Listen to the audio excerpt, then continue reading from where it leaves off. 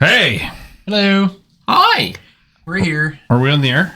We are on the air. We are Hope so. on the air. I just wasted a perfectly Nice. good hi, if not. And that was a very emphatic and not a very characteristic high of you. It was much too chipper. Yeah. Yeah. I don't imagine a chipper high coming. It'll from be you. a steady. I think he's on down drugs. ticking. It'll be a steady down ticking energy till the end. right. I'll be asleep by the end of this thing.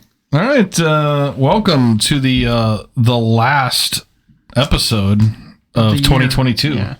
There's quite Of the Trigger delay on the there. Stack. Definitely had to clarify that. I thought we had the nude episode coming out. The what? The nude episode coming out on The Christmas. nude episode? Yeah. No, that's in January, so that we can give out the calendar. Oh, right. Yeah. Take Shit. action calendar contest. Yep.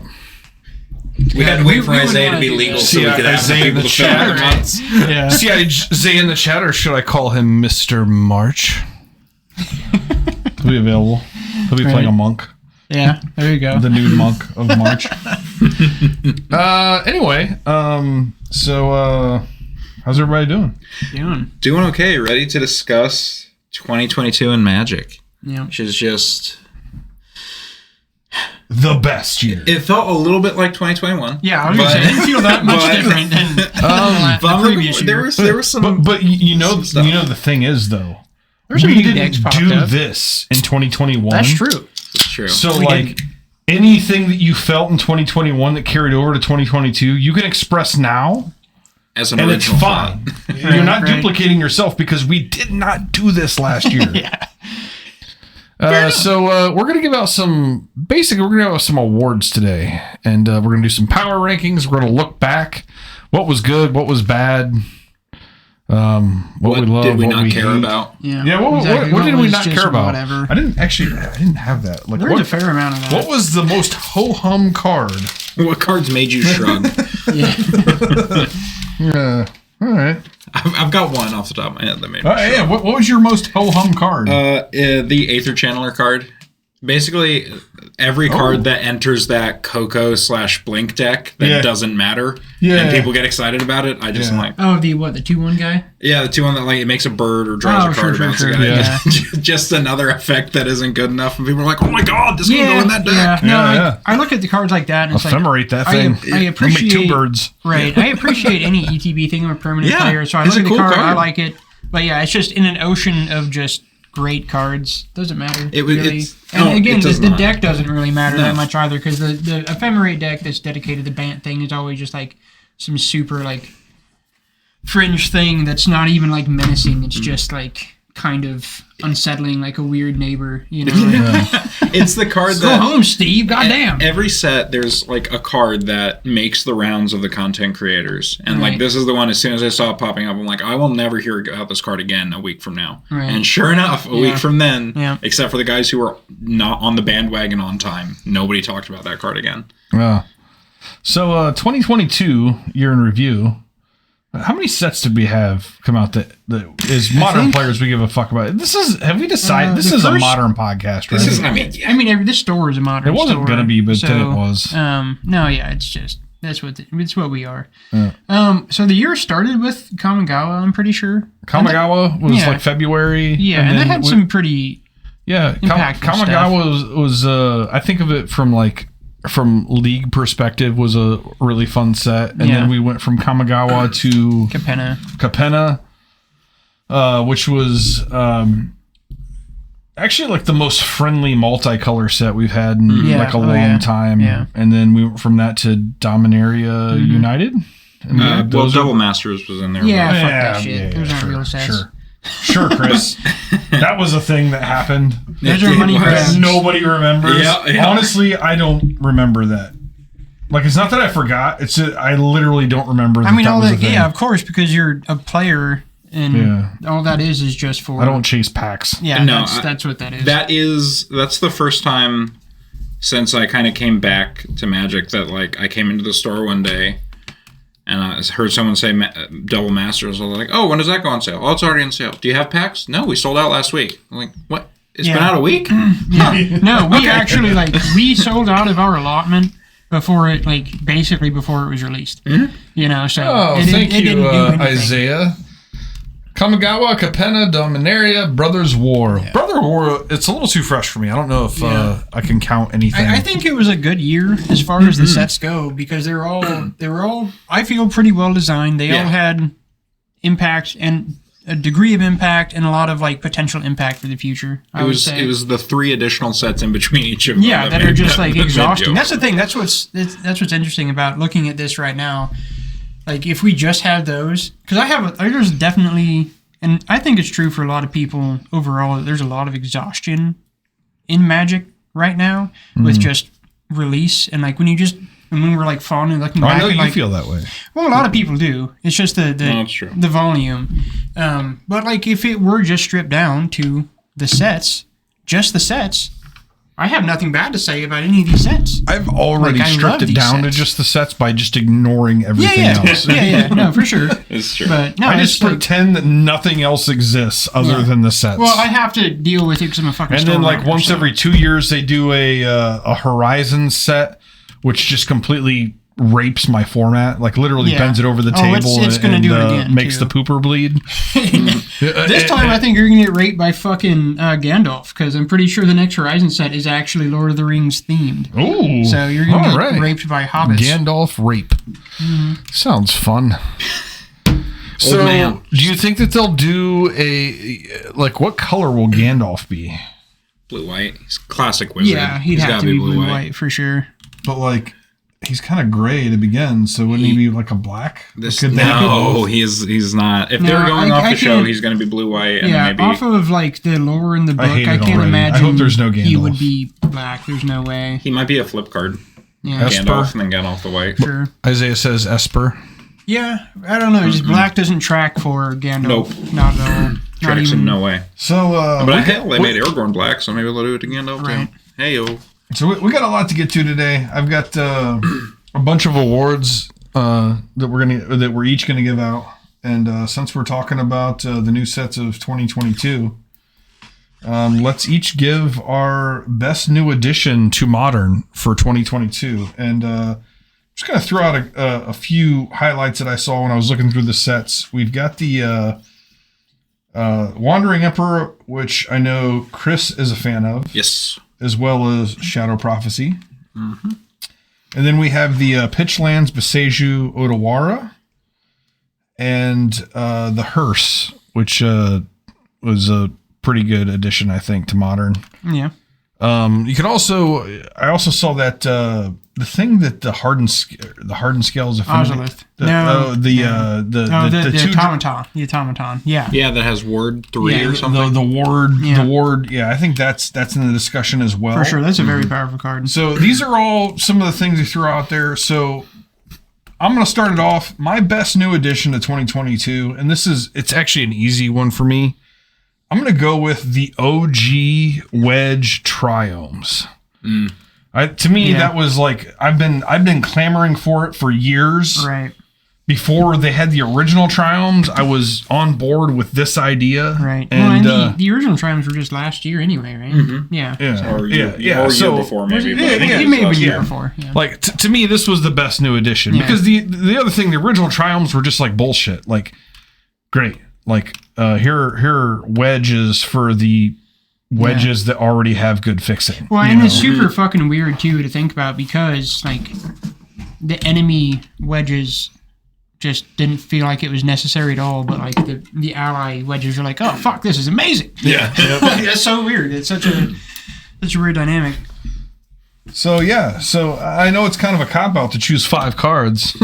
Yeah, I mean, no, I think a lot of this stuff. I just mentioned before we went live that a lot of the stuff you talk about is cycles, and that's one for sure. And I think that a lot of these categories could probably be talked about in cycles. They were the OG Triomes. I'm talking about the OG Wedge, which is Grixis, Bant, the original color Esper Triomes. Yeah, they were this year. They were in New Capenna. Yeah, the original Triomes were like check 2 years yourself, ago. fool. Yeah.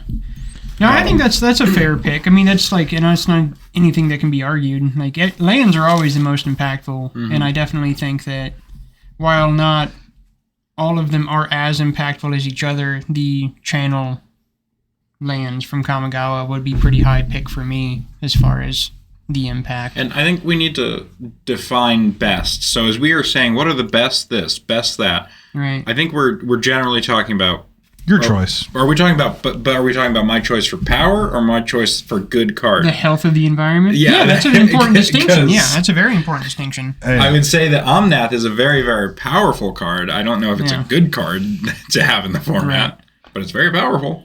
Yeah, but I mean, it's not new to 2022. It was there in 21. This is true. Yeah. So yeah, no, I think the Triomes are a good pick for sure. I think mine would have to be, Leyline Binding's right there.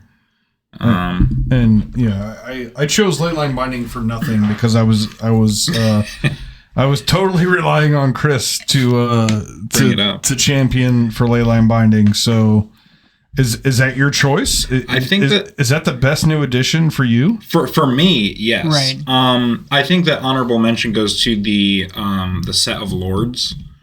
The elf, the merfolk, the goblin. I think that was it. Was there a vampire? I like that. Yeah, there's a soldier. I like that as a just best addition, especially if you're talking about just the format overall and not like personal preference. Because I know you have no connection to any of that shit. Yeah, you don't play tribal. Do not care. But it was a very healthy addition to the format to have those lords supported because those tribes, well, except for merfolk and elves.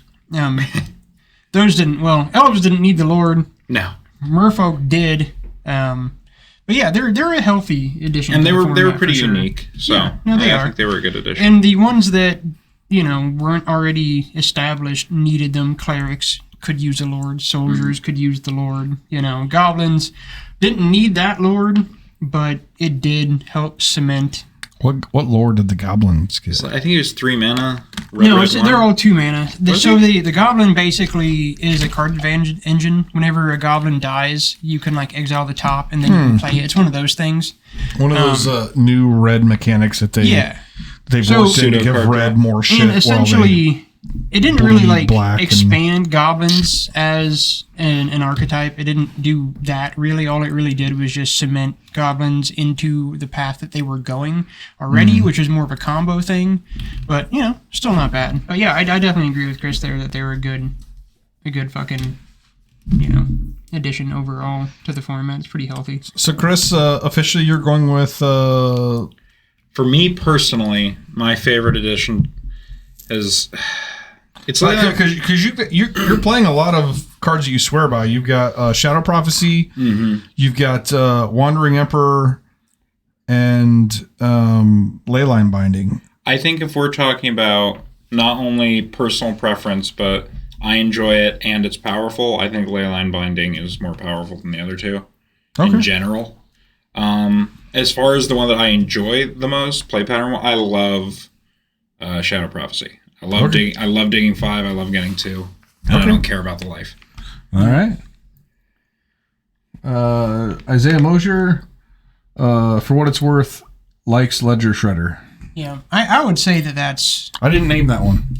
Yeah, I have that on my list later. Yeah. For a good addition to Modern, I would put that. Yeah, definitely is one that deserves to be mentioned here for sure. Your favorite has got to be the 1 mana white spell, Lay Down Arms. Come on, John. No, my favorite. Oh yeah. So for me, we're ready. Favorite of 2022. For me, if it's like a personal favorite, March. March. That was gonna be my White March. Hands down. I had a feeling this would be the card for you. Yeah. It's a good card. It's a good card, and it I think it's actually pretty underrated too. The fact that you can 1 mana kill an Urza Saga with it is. The fact that you can 1 mana kill artifact lands too. We played a game with Affinity earlier, and Isaiah was like, the first game we played 2 games with the new Affinity deck for the store. First game, Isaiah just didn't draw any blue sources, so he just didn't really do anything. Sure. He did get me down to 1, and then I stabilized. But game 2, it was just obnoxious because he lays his first tap land. I'm like, March. Yep. He lays his next tap land. I'm like, March. Just the versatility. It's so versatile. Doesn't hit Planeswalkers. Yeah, Fable of the Mirror Breaker definitely needs to be talked about at some point. So here's my problem with I knew that there would be a lot of people that I didn't put this on my list, and here's the reason: is because I play a lot of counterspell decks, right? and I feel that this is a card that I don't counter. Yeah. So, that's what I think about your card. Yeah. I'm fine with it resolving like almost always. Right. I thought it would go too. I would talk, if we want to segue into the next topic being things that I think are overrated. I think Fable the Mirror Breaker is right there. Hey, we can do that. Like that is on the list. So most overrated card, in your opinion, as of 2022 is. I honestly, I think it is Fable the Mirror Breaker. I'm seeing that's a good choice. It didn't really occur to me when I was thinking about that, but I don't hate that choice. No, I really don't. I see it going into basically every deck that reasonably can justify playing it. I've never cared when it's been played. I don't think I've ever countered the card. I think there's 1,000,001 ways to remove it in people's main decks. Yeah, you know what the fucked up thing is, Chris? I agree with you. It's like it's one of those things that like I have counterspell in hand. And like, yeah, I'm fine with that. But then like end of turn, I like kill the 2/2. Yeah, right. And then like once it flips and they've looted, I end up killing the body, and it's like. Like that's really underwhelming that I would rather kill some like 2 things than counter this.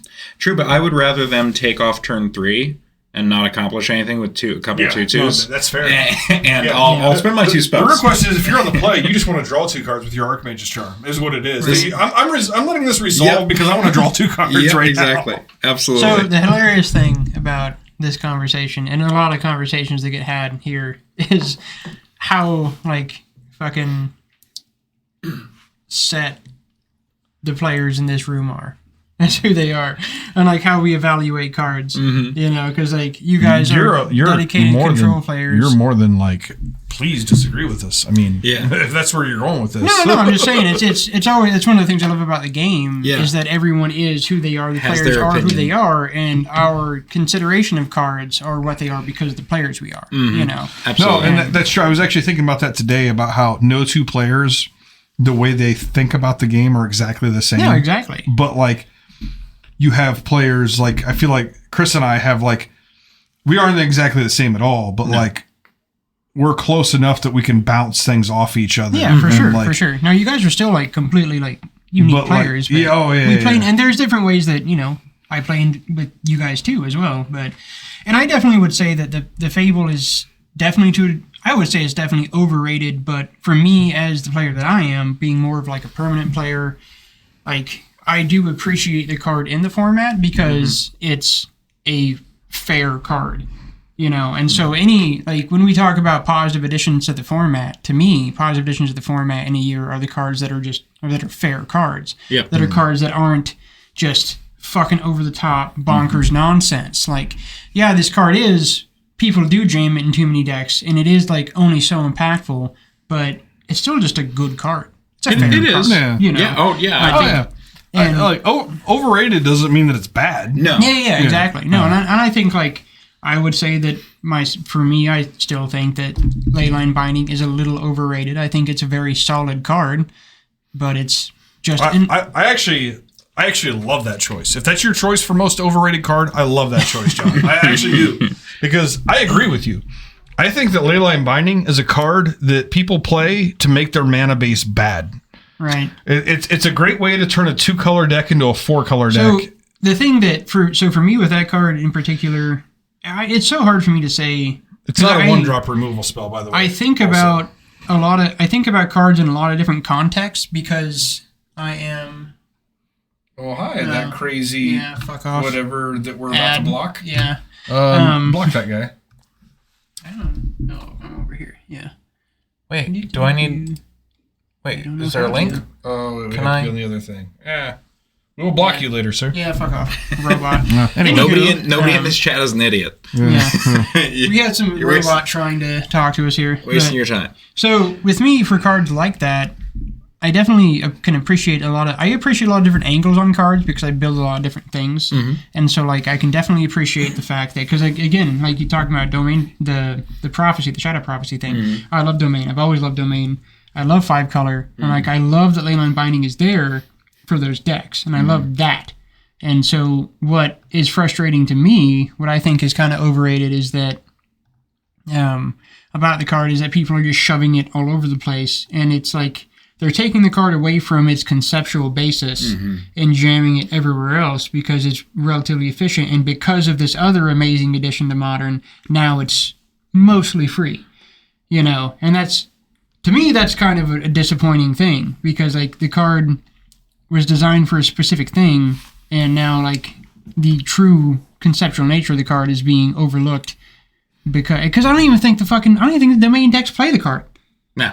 Not certainly not the aggressive ones. No. Yeah. Which is just like it's fucking domain. Like, why wouldn't you just play this card? It's like, this is the thing. I like it because the writing has been on the wall for red removal in control decks for a while. Right. And finally this was here to be like, I will show you the way. Yeah. I was like, cool. I'll just put in the triomes that you've now printed for me. Right. And I'll just get to play whatever color of control I want to week. I can change my deck in any way I want to. Yeah. And it allows me to keep the core deck that I like playing more than any other deck I've played. And I can mod it however I want using whatever colors I want. And so the really powerful thing in this equation are the triomes. Yes. Yes. Those are the real power. That's the powerhouse here.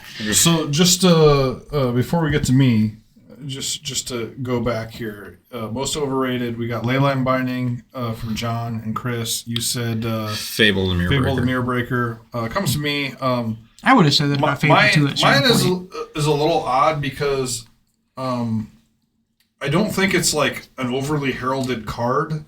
My problem is with this card is I don't think it's a modern playable card at all, but it is played in a lot of decks, mostly as a one of. Right. My choice is Pithing Needle. Okay, so if we're gonna include like not printed this year, I actually have a much more like firm. It's just for 2022. Okay. Yes. Okay, so my most overrated thing. The only one that is specifically to 2022 as far as being printed was the best new edition. So all the rest of these are just my what you feel. hands down overrated card is fucking Culture Complete. Okay. That's my overrated card. I fucking hate that card. Okay. I fucking hate that card. Like, Leyline Binding is mildly like, I think it's been overrated, but like I respect that card. Culture Complete, I just don't give a fuck about.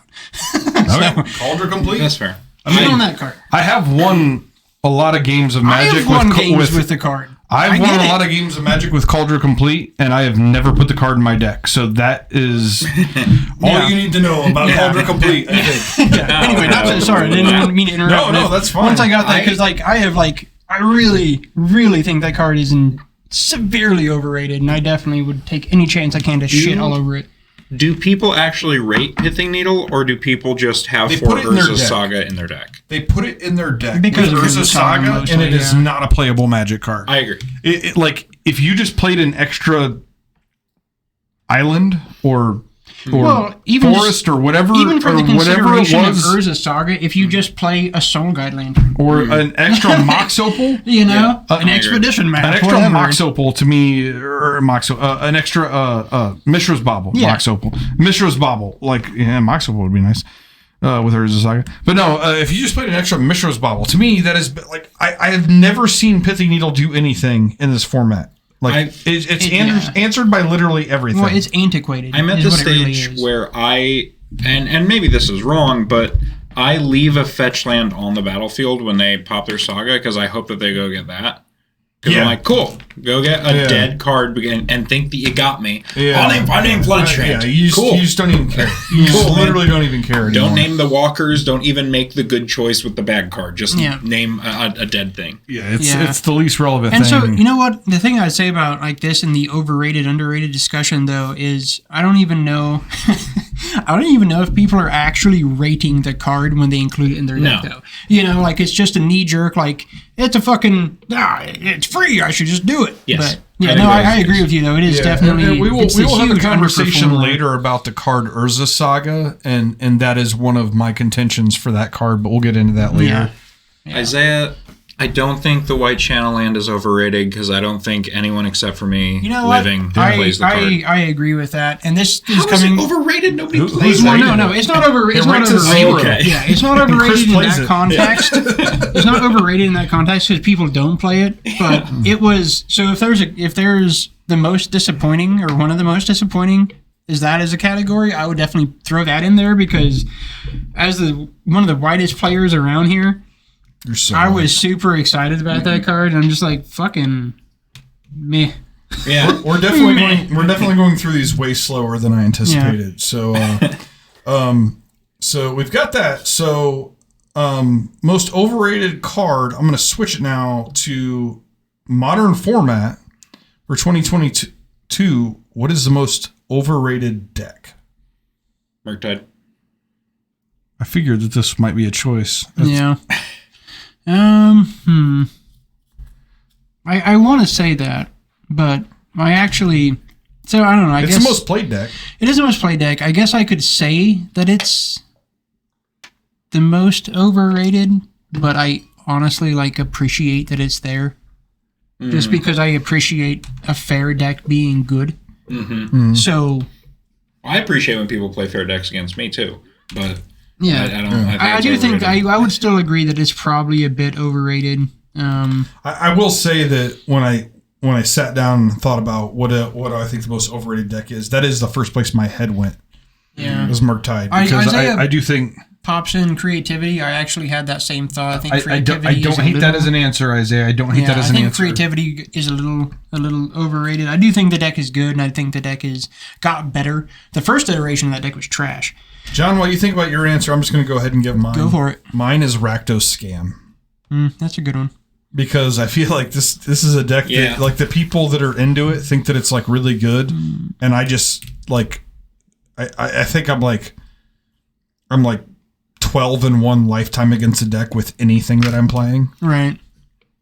So, yeah, to me that's the deck. I think I might throw Rhinos. Rhinos? Okay. I think I might throw Rhinos. I definitely think of any iteration of Cascade deck you could do, and I'm including the one the least popular one where you like look at the number of permanents you have, and then like that one's super goofy. That one's super goofy. I think it's creation? I think or no, not Song of Creation. It's the 0 mana thing. I can't remember. Yeah, I think it's better than Rhinos. Glimpse, maybe. Glimpse. Yeah. Glimpse is yeah. I don't hate that as a choice either. No, it's fucked up because what Rhinos does is. Rhinos is doing a fair thing. I really like Isaiah's choice, though. Creativity is a good choice. By unfair means. What is Rhinos? Rhinos. Yeah. Like, it's doing an unfair thing in Cascade, but it's doing a fair thing with the end result. What the fuck are we doing? The other thing about Rhinos you're cascading. You should just be like breaking the game right now. But you're like, I'm going to go before force. That is the thing about Rhinos is as a deck, it's very unimpressive. Like, it puts a lot of power on the board in a hurry, and it does it in bunches. But it's got probably the worst sideboard of any deck in the history of Modern. Right. And the actual like interaction support is like at best like 12 shocks in the main. Right. And it's not like 12 like actual like 1 mana deal 2 to your face. It's like 2 mana deal 2 to something, and I might get a giant later. Yeah. Kind of a thing. Which I do still think that I still really like that card. I actually, you know what, talking about underrated cards, I think Bone Crusher Stomp I think it's a pretty sweet card. Well, you're in luck, John, because next we're going to talk about what you think, as of now, is the most underrated card in Modern. Well, it's probably not that one. It's the most underrated card. But it was a good segue nonetheless. Yeah, no, it was. It's my award for best segue of the year goes to John Brown for getting us from Bone Crusher Giant to most underrated card. Most underrated card. I think I'm going to go with Underworld Breach. I think it's underrated. I think it has not hit its potential, and I think when it does, it's going to get banned. So I agree with that because when I saw that card as an old school player, I'm like, so that's Yawgmoth's Will at 2 mana. Mm-hmm. Yawgmoth's Will is like it's a legacy really card. Powerful fucking card, and here we have it at 2 mana. I think okay. I think it's a card that is waiting to be broken. Already kind of is, and as soon as it gets hit, it's pretty silly. Wizards is going to fire at the deck with a shotgun and ban everything except that card. The fact that you said already kind of is why I didn't really think of it as underrated, because I already kind of acknowledge it is already broken. But that's just it. It's broken, but like it's not seeing it's not seeing Murktide level play. That card is way better than anything. It's only played in one deck. Well, no, it's seen in a multitude of decks, but they're all basically the same deck. It is the deck, yeah. It's they're played in like a mid-rangey kind of a You've got Emery, you've got the... It's a mid-range combo like, deck. basically combo prowess decks. Yeah, you've got... But it's busted any number of ways, and the fact that not enough people are playing it yet that it has been broken. And so I would say that my underrated is the same as my favorite card in the edition of the printed cards in 2022, which is March. The White March. Yeah. I think the White March... John, again, this is not just for 2022. No, I know. Okay. I'm just saying, I think it's a very underrated card. I agree. Nobody's playing it anymore. Nobody plays it. I think it's still good. And I think it's fantastic. I think it's just good. It's very, very good, and nobody touches it, and I don't see why. All right. My choice for most underrated card right now is Seasoned Pyromancer. Oh, that's a really good one. Yeah. That's a really good one. Yeah, because everybody forgot about Season because of Fable of the Mirror Breaker. This is so much better. I just think that every time I see like Seasoned Pyromancer on the other side of the table, I don't feel good. Yeah, I don't feel good about it. I counter that one and I'm pissed because I know that they're still going to get a couple 1/1s later for like no reason. Yeah, no, I definitely. It's so stupid. You know what? That card wasn't even in my mind, but I kind of that is a hugely underrated card. Abrupt Decay. Who's playing Abrupt Decay? Nobody, because it's underrated. That's true. I mean, so Michael Ashner suggests Abrupt Decay, and I think Abrupt Decay. I literally haven't seen Abrupt Decay in Modern in like 4 years. Green Black deck. That's because you haven't seen a Green Black deck. I lost to one. I lost to your brother this weekend. It's true. Isaiah, you're just gonna get fucking kicked in the dick at work tomorrow for saying the I think that the people who jumped on the Fable of the Mirror Breaker train forgot about Season's Pyromancer because the exact same thing happened with it. The thing that I've said is like, yeah, Fable of the Mirror Breaker is cool. You know what make it cooler? If you played it with Seasoned Pyromancer. You can copy your Seasoned Pyromancer? Oh my God! Why are people not doing that? What? Like, if you want to keep having the same discussion about this card, like, if you want to defend Fable, like, it's just better with Season. Season is just better.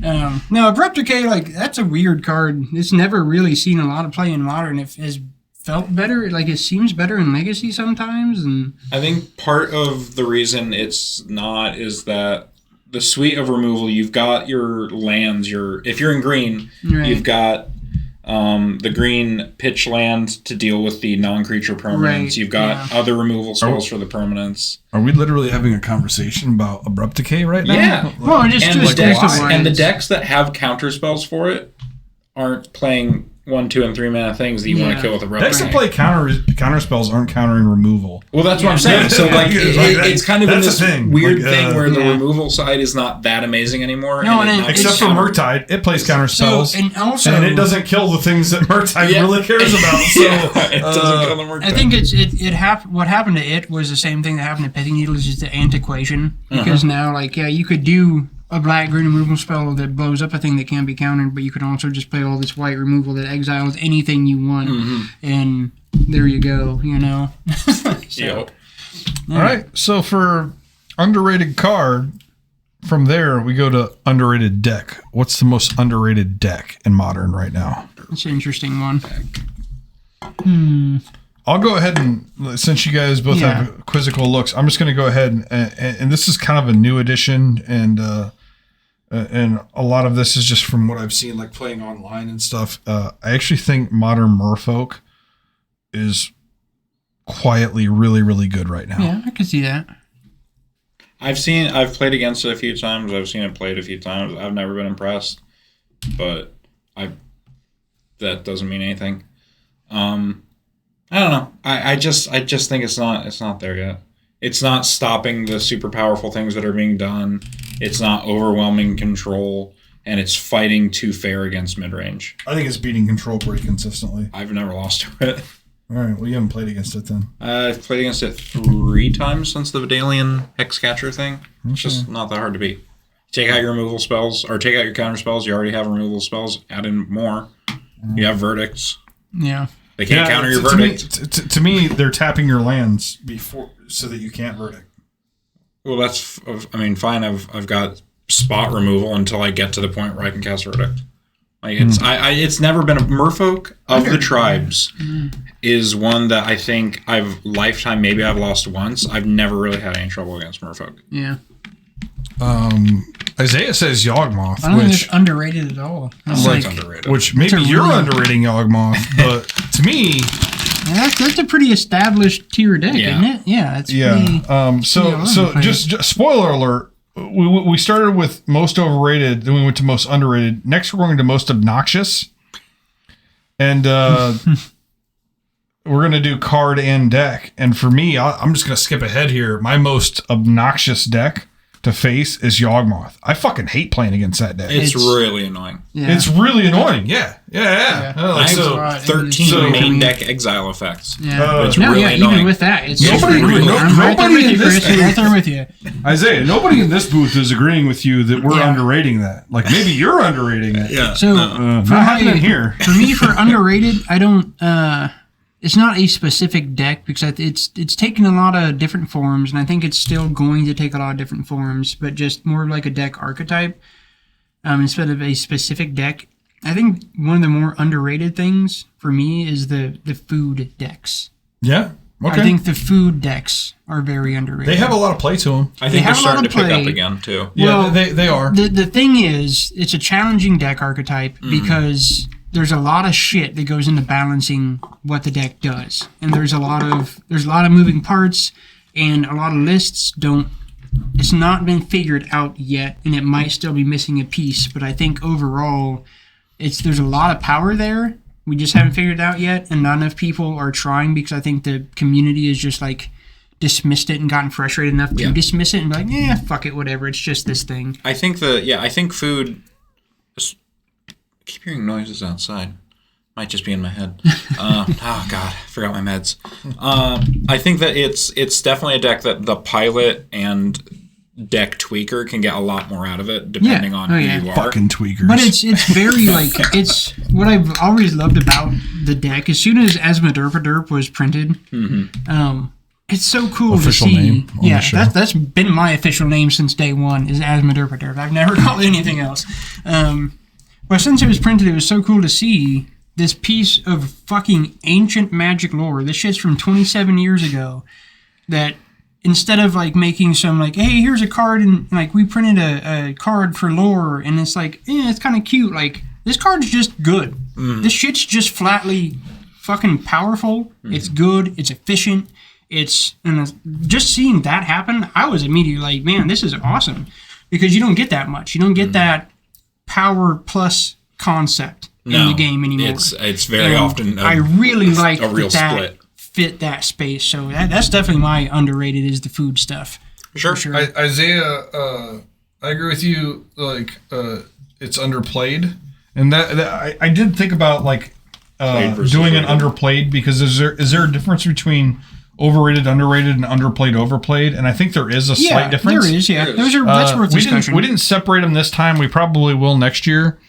But I agree with you that Yawgmoth is underplayed. And actually, I've started to, like, since I have the means online with the Mana Traders account, I think I'm actually going to get some reps with some Yawgmoth in the coming months. It's super good. That's something I want to do. It actually... It's got a lot of teeth to it and a lot of decisions. The thing that's funny is I just played a match against it online with some derpy fucking thing I was brewing the other night that had a full play set of Auroch Champions and a full play set of fucking Dauthi Voidwalker. And they fucking got me. With those cards in my main, they still got me. It was a fucking slog and it took a million years and it was nonsense, but... it still got me through that. I didn't realize until yesterday that the second half of the ability on Yawgmoth says up to. Yeah. So, like, if you have Yawgmoth and one other creature, like a Birds of Paradise, and those are the only creatures in play, and they're like, bolt your Birds of Paradise, you can, in response, pay a life, sacrifice it, draw a card, and put a counter on 0 targets. Right.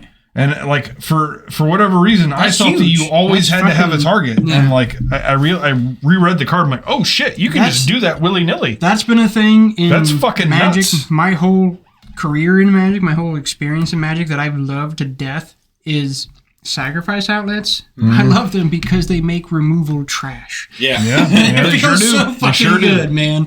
I love that shit. There's an underrated card, by the way. Dauthi Voidwalker, I think, is underrated. Yeah, that's a good one. He probably is a bit. He's definitely picked up in certain deck archetypes, but overall, he's probably still, amazing. I think he's really good. Every bit of graveyard hit you could want on a body that can't be blocked. I'll tell you right now, plus utility. If you're a Living End player, you would move that from underrated to obnoxious, because if you're a Living End player, that's the most obnoxious card that somebody can play, and we're just gonna move that right over to most obnoxious card in 2022. What do you least want to? Dauthi Voidwalker. No. Yeah. What's your card? Blood Moon. I knew that Chris would pick Blood Moon. I literally wrote down Chris will choose Blood Moon.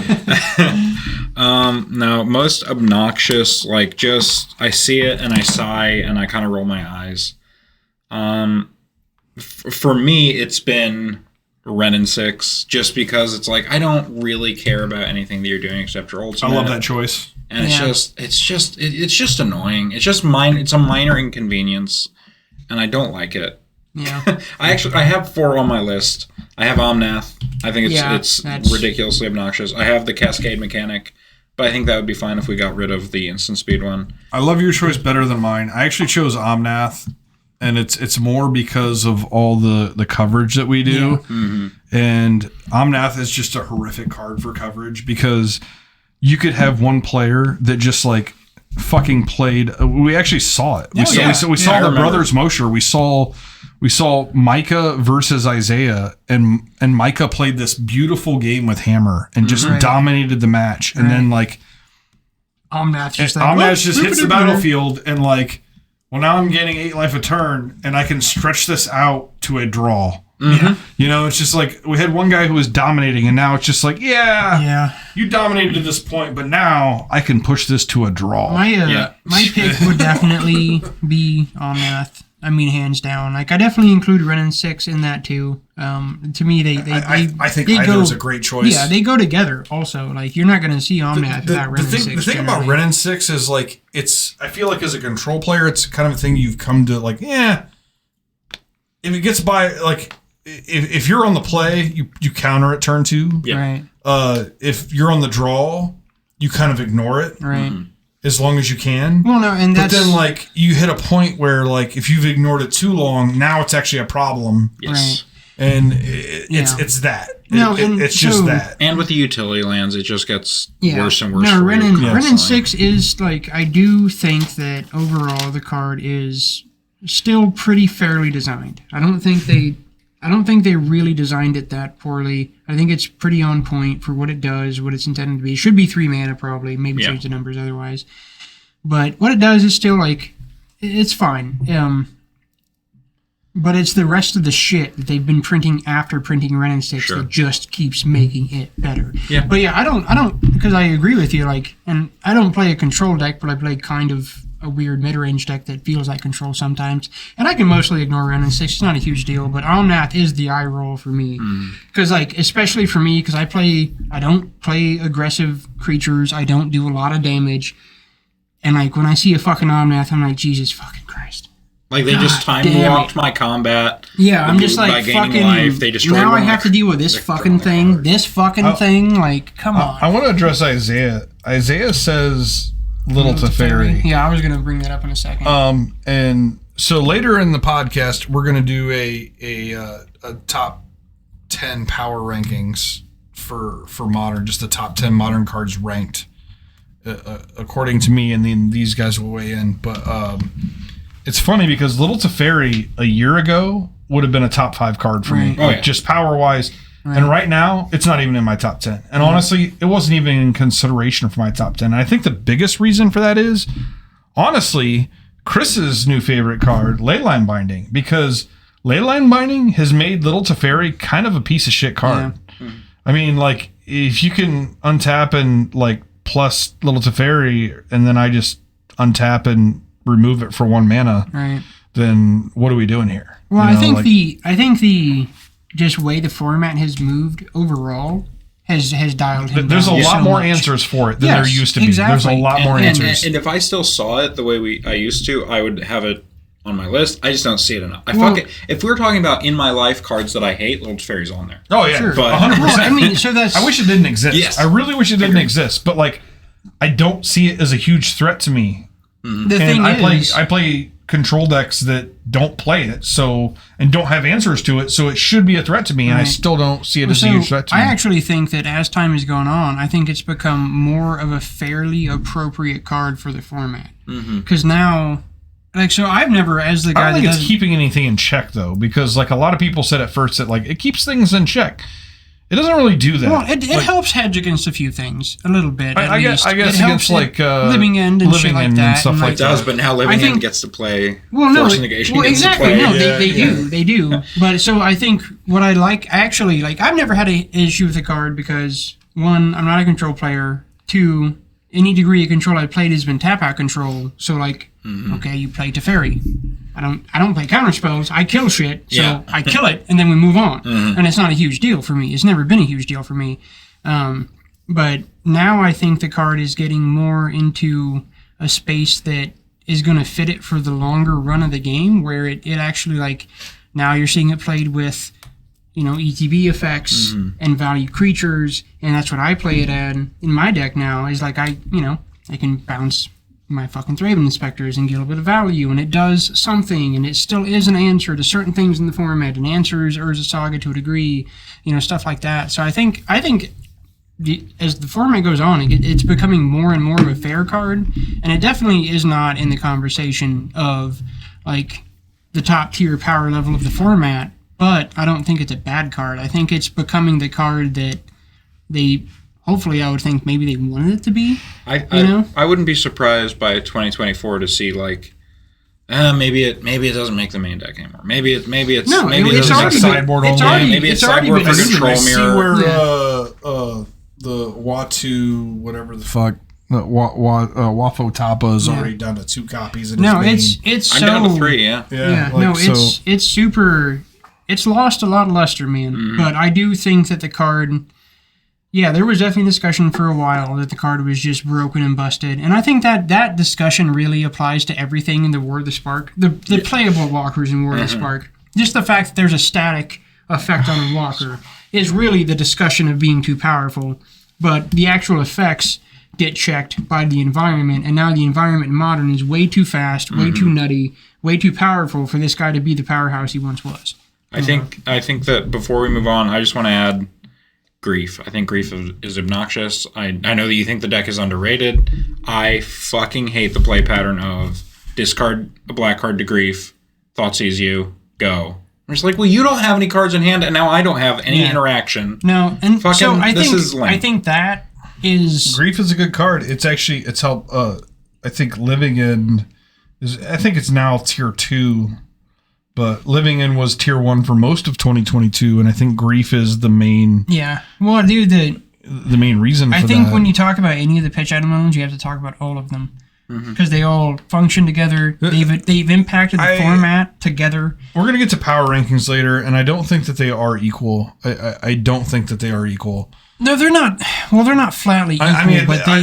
It's easy to talk about them all together because they're all free for what they do, but what they do is not created equal. Well, no, that's very fair and that's very true, but their presence is a super defining. So, yes, and so the format as a whole, because they're all getting played somewhere. So we still have a lot of things to get to, so I want to move from most obnoxious card to most obnoxious deck real quick. I already said Yawgmoth. Chris, what do you got? Most obnoxious deck?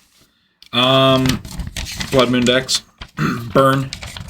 You got Burn is the most obnoxious. It's the fairest deck of all time. Listen, we said obnoxious. How can you still not beat this deck? Chris? Said. How are you still losing to Burn? You've been playing Control for like 6 years or 10 years or 20 years. When Wes used to bring his Burn deck in, I think I lost to him once because I didn't want Wes to win.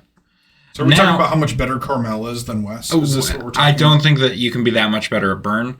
I think that I've just. I don't care about Burn anymore. Like, cool, I'll lose to Burn. Like, I'm going to play the cards I want. I have the sideboard cards for it. I can beat Burn if I choose to. And Burn's just one of those decks that I'm like, if you need to try to deal 21 points of damage in the first 4 turns to get your win, I guess that's how you feel. And I don't mind. It's whatever. Wow. That's a hot take, man. I like it. I missed the hot take. What was the hot take? No. I said most obnoxious decks, and I said Yawgmoth earlier. Chris said Burn. I said he chose like the fairest deck in the history of Magic. Is his most obnoxious deck. Yeah. I think if you sit down to play a game of Magic and your opponent goes turn 1 Mountain into Goblin Guide, you've just got, come on. Like, are we not going to play Magic? You're going to...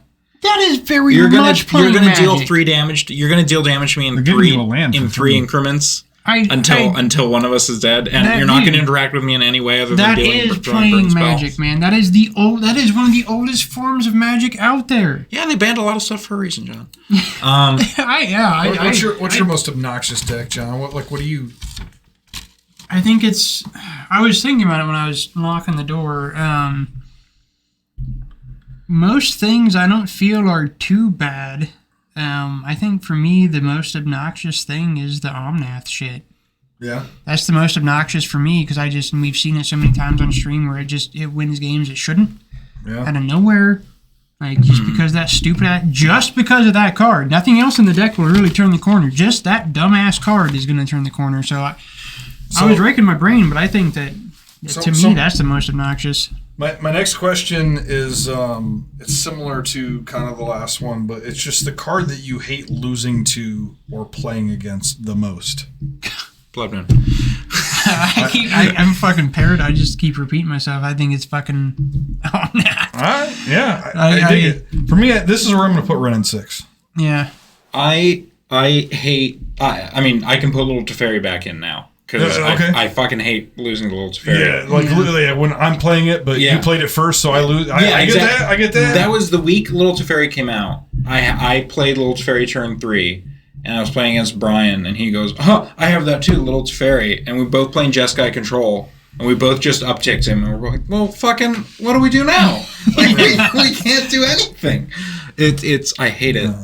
But I think the card that You just fucking kill your opponents because they can't Wrenn and 6 is the card I hate losing to the most because, like, we only have most of the time I don't give a shit about it.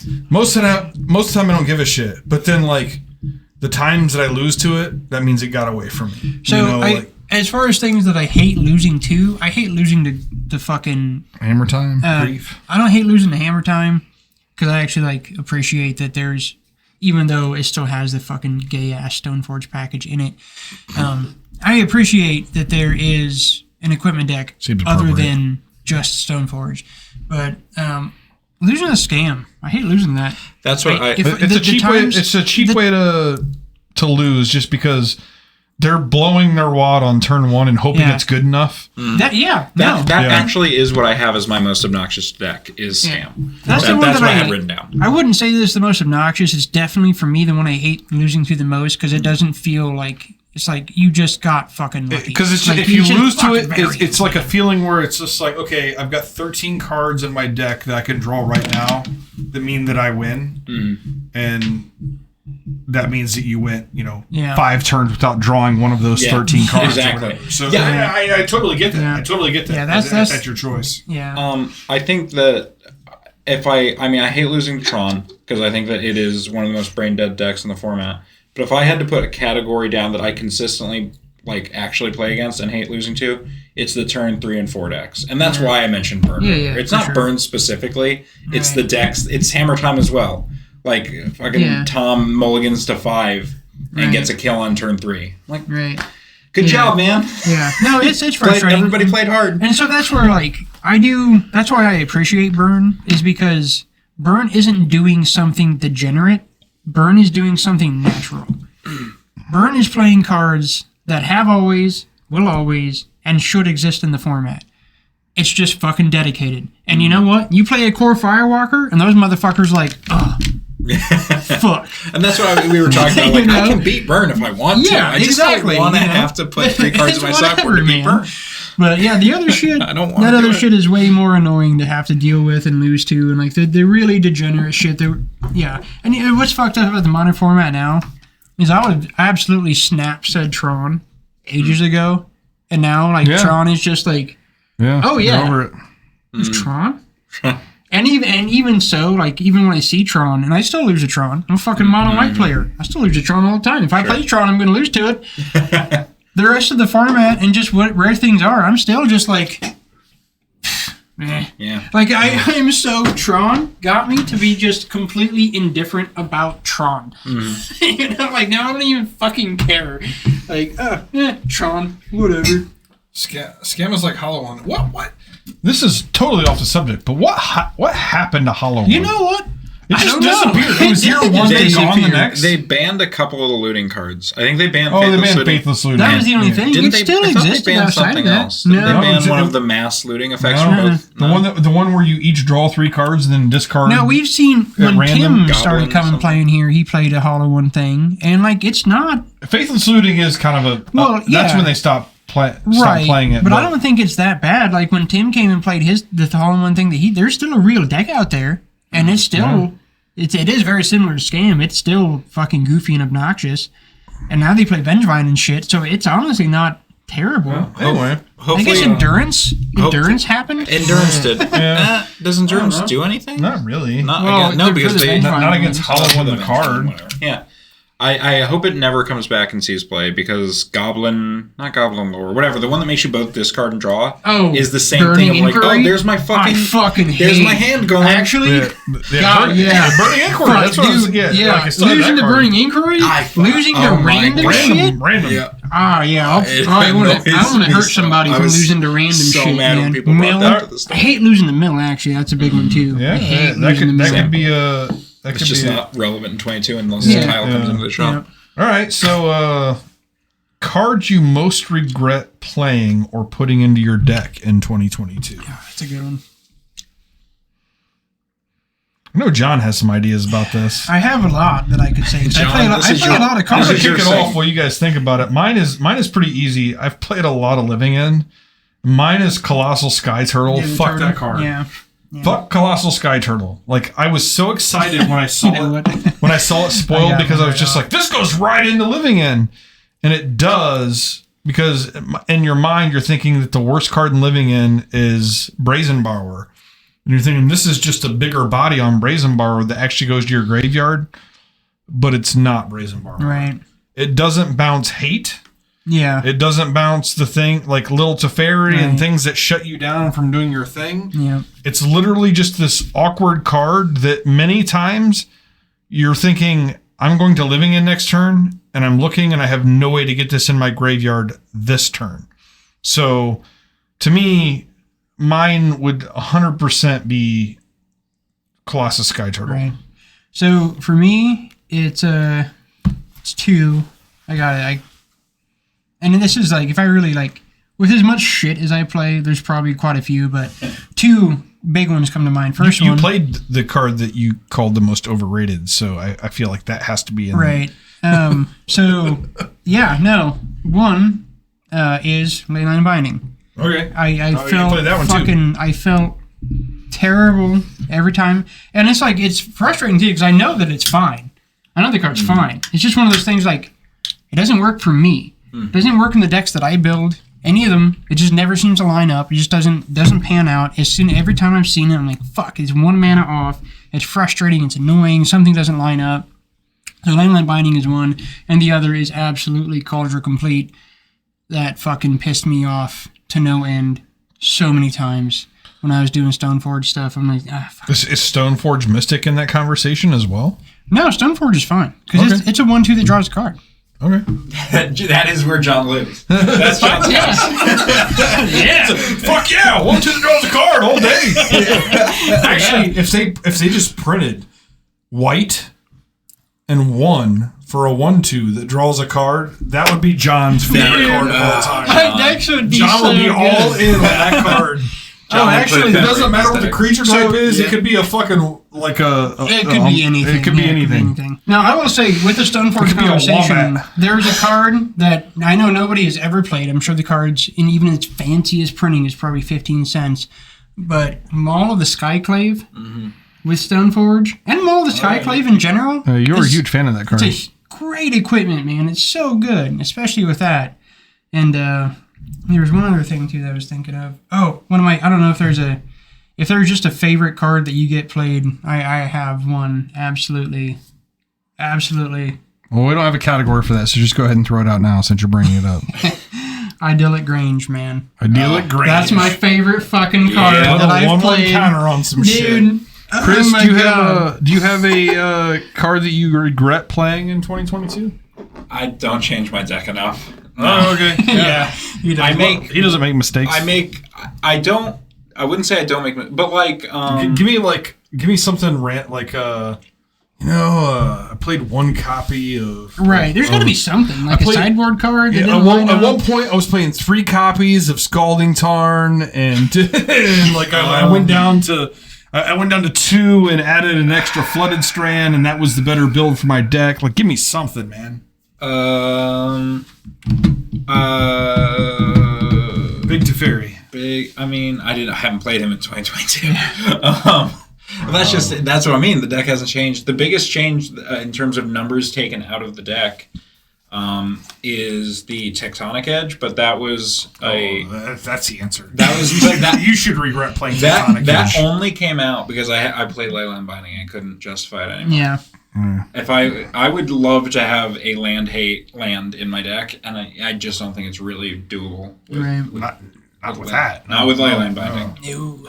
What's your MVP card for 2022?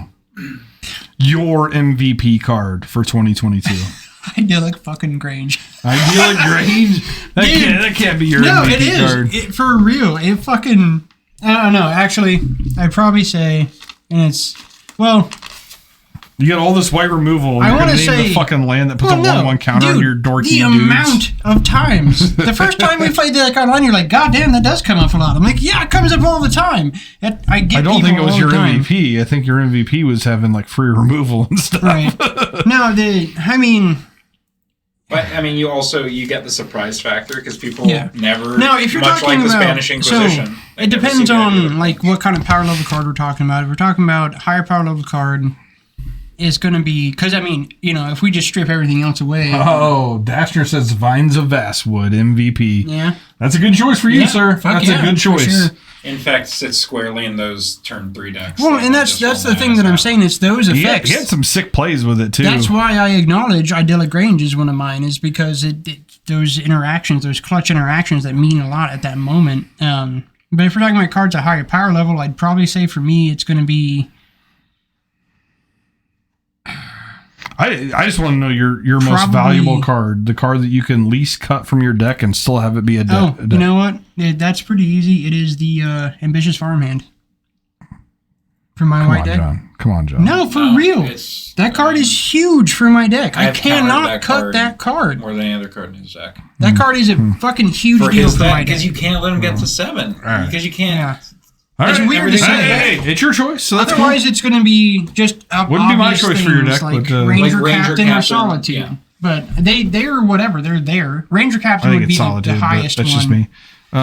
Chris, most valuable card. If we are taking away cards that I enjoy, cards that for me are important, I'd say it's a contest between Solitude and Archmage's Charm for most valuable card in the deck. Solitude is it's Solitude or Archmage's Charm. I also have kind of a tie. I went with Archmage's Charm and Drown in the Lock. I mean, that's very much your Solitude. Like, and to me, it's both cards. It's flexibility, right? And we're gonna do a power rankings a little bit later. And one of the things when we talk about power rankings is Archmage's Charm. Like, I had a game the other day. I was playing online, and I stole my opponent's monkey and untapped, and they had no answer for their own monkey, and I ended up winning the game with a Fury in my blue-black deck. So MVP of that game, Archmage's Charm. You could say it was monkey, you could say it was Fury, but really Archmage's Charm made it all possible. So I guess, and that's how I kind of do it, is what am I never sad to draw? If I have 5 mana, I'm never sad to draw Solitude, pretty much. Yeah. And if I have 3 mana, I'm almost never sad to draw an Archmage's Charm. Now, for my deck, it would be Ranger Captain, but Ranger Captain and Ambitious Farmhand are both the cards. My deck doesn't function without either of those cards. Those are the cards I have to have. So we both waxed on about Archmage's Charm. I'm gonna give Drown in the Lock a little bit of love. Oh, Drown in the Lock. I love the fact that that's pretty underrated. It's I love really good card. I love the fact that it's a when you think about control and control mirrors. When you go to the control mirror, like where you have all your removal is dead, something about playing blue-black control where your removal it just turns into counter spells instead, where you can just ignore the removal half. That kind of flexibility I really enjoy, and I think that's kind of why I like Drown in Archmage's Charm. Just never bad. I'm very rarely cutting either of those cards. So those are my choices. I'd say if I put the personal spin, my close third would be Shadow Prophecy.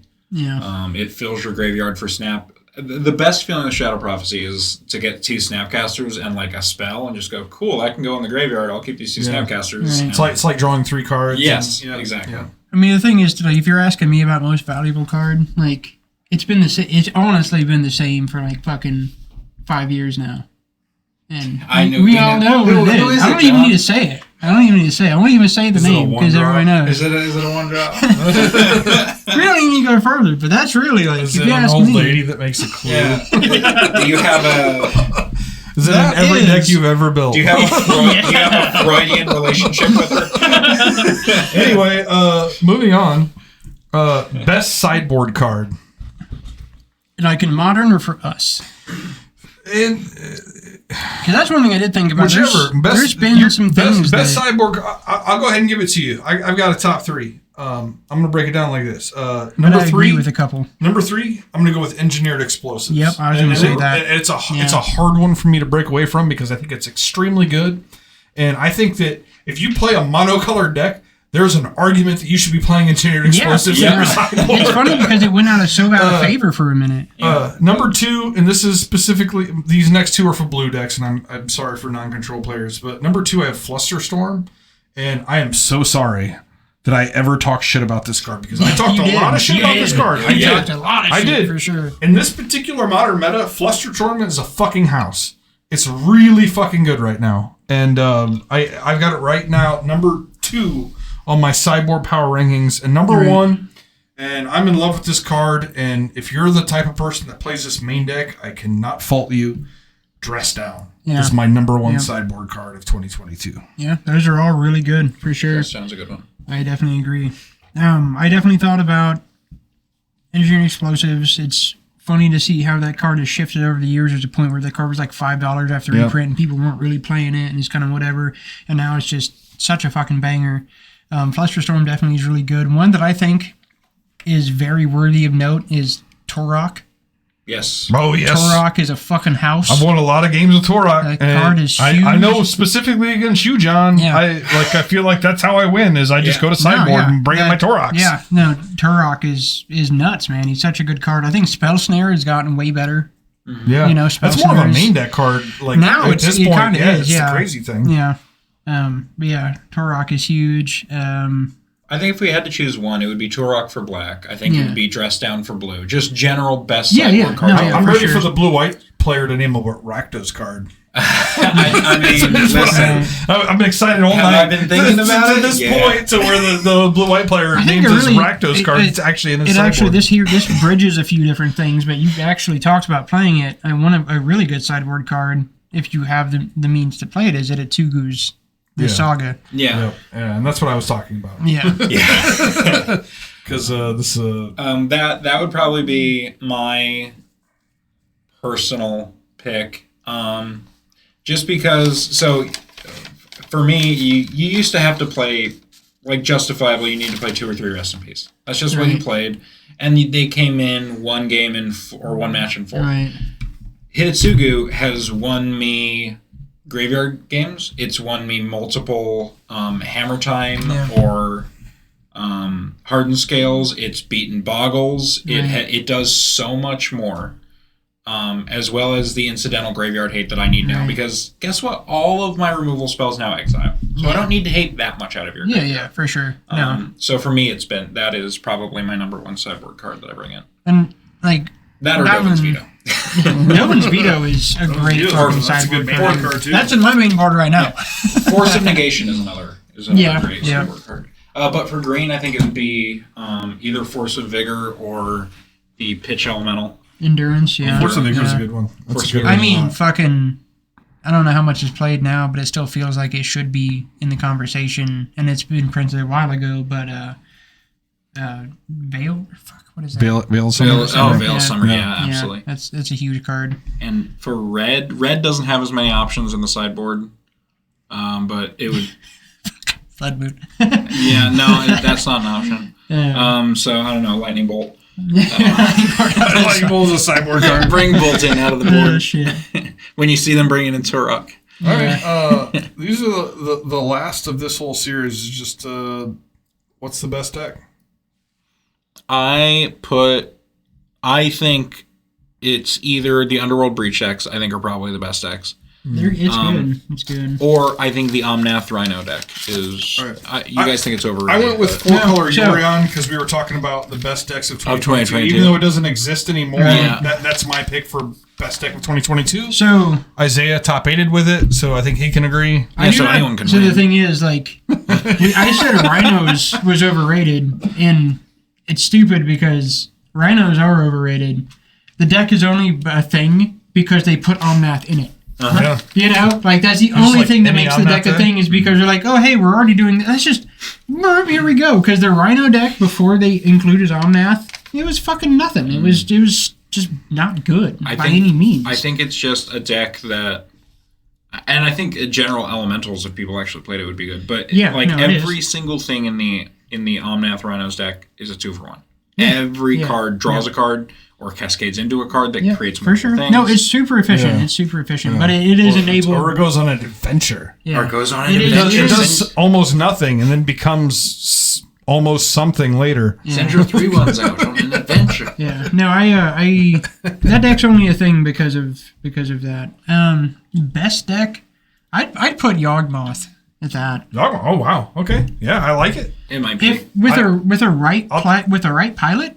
Honestly, we saw that firsthand. Honestly, Chris, like the dude that you lost to and whatever that was, that dude piloted the shit out of I that wanted deck. to say that earlier when it was first brought up because I was talking about deck ceilings. I think Yawgmoth, if you are you get so much more out of it the Yeah. more experienced Oh, you are. Yeah. No, any of those decks Let's- are very much that. Let's. What do you think about the three of us making some time and getting on here and piloting We should. a 3-person That'd be sweet. Yawgmoth? Like, let's do a couple leagues I would of be into it. Yawgmoth. Yeah. Yeah. I'd enjoy it. Yeah, let's figure it out. Absolutely. Yeah, Yeah, that'd okay. be fun as shit. All right, that'll be a thing for the future. Yeah. All right. Next, I've got one more thing that we kind of talked about beforehand, and then I'm going to get into something that we did not script, and this is going to be all on me, and it's going to be take action area specific.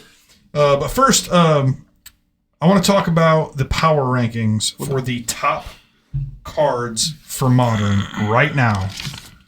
And I asked for 5. I made 10. So if you only made 5, that's fine. I can start. And I'll just give my 10 through 6 as the almost made the cut but didn't quite. Mm-hmm. And then I'll go into my top 5, and then you guys can follow, if that's cool. Yeah. All right. So number 10, and this one, I'm not going to lie. 10 is the hardest because my original list had like 20 cards on it. Yeah, and all of them could be number and 10. so it's just like, And so, like, begrudgingly, my number 10 is Expressive Iteration. And It's- I just think it's it's worth the the only conversation. 2-mana draw 2 in the format. So that's why I went with that. Yeah. Number 9, I'm really sad that this card could not be higher on the list. But I think it's the most powerful Planeswalker when it's on the board, Grist. Also on the stack, probably the most powerful because you can't Force of Negation, Dovin's Veto, Yeah. Spell Pierce it. Right. Number 8, I'm going to go with a super efficient removal spell on Holy Heat. I think that this card has made a lot of it's a huge reason that nobody plays Planeswalkers anymore. Yeah. It for 1 mana kills Primeval Titan. It basically just kills everything, Yeah, and it does a lot. for 1 mana. So That's my choice for number 8. Number 7, I know a lot of people are going to hate this, but number 7, I have Ragavan. I think that's fair. Here's my thought on Ragavan, right? I think that if it's on the board and you don't have an answer for it, it should be way higher on the list. Yeah. But the fact is that you can literally put anything in front of it and it's no longer relevant, moves it down to number 7. Well, and that's so for a guy that like me that's a permanent player. Yep. Yeah. It's mostly an annoyance. Like the moments it gets through and denies me a land, I'm like, God damn it. Yep. And that's pretty much what it is. They play Ragavan, you play Thraben Inspector, and it's like, which one is going to draw a card? Guess. Yeah, exactly. Yeah. Number 6 on my list is Urza Saga. And I might put that at 5. I had to think about it for a while, but I've got Urza Saga at number 6, and the thing is, maybe it should be higher. And the thing is, for the most part, when I see it, I don't really think that much about it. But then if I actually think back, like, you end up devoting a lot more resources to answering their Urza Saga than they had. Like, I think easily become some like a things that 3-4 kick it down for me a little bit. For are the fact that it's an enchantment means that it's answerable by a couple extra things, and like nobody wants to get hit with 1 mana Stone Rain. Yeah. And the fact that like Blood Moon and Blood Moon type effects can Alpine Moon, that can just deal with them. Also the blue one, Spreading Seas, like those kind of effects kind of make it a little bit of a scary play.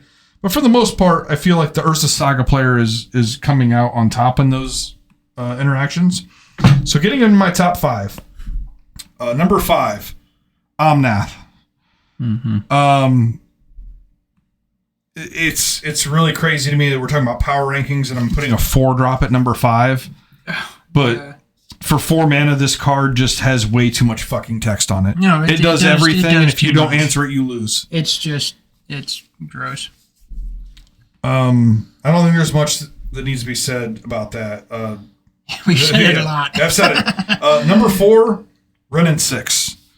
And this, when you get down to the most powerful cards in Modern, it all comes down to efficiency. And to me, Wrenn 6, Planeswalker for 2 mana, make sure that they never miss a land drop. And if you ignore it for too long, they just get to cast spells until the end of eternity. Yeah. It's just too much. It basically bans all X1 creatures. Yeah, which is just too much going on for 2 mana.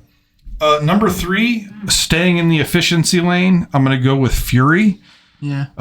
It's just a card that you can get behind on board and then cast for free to completely start over. Yeah.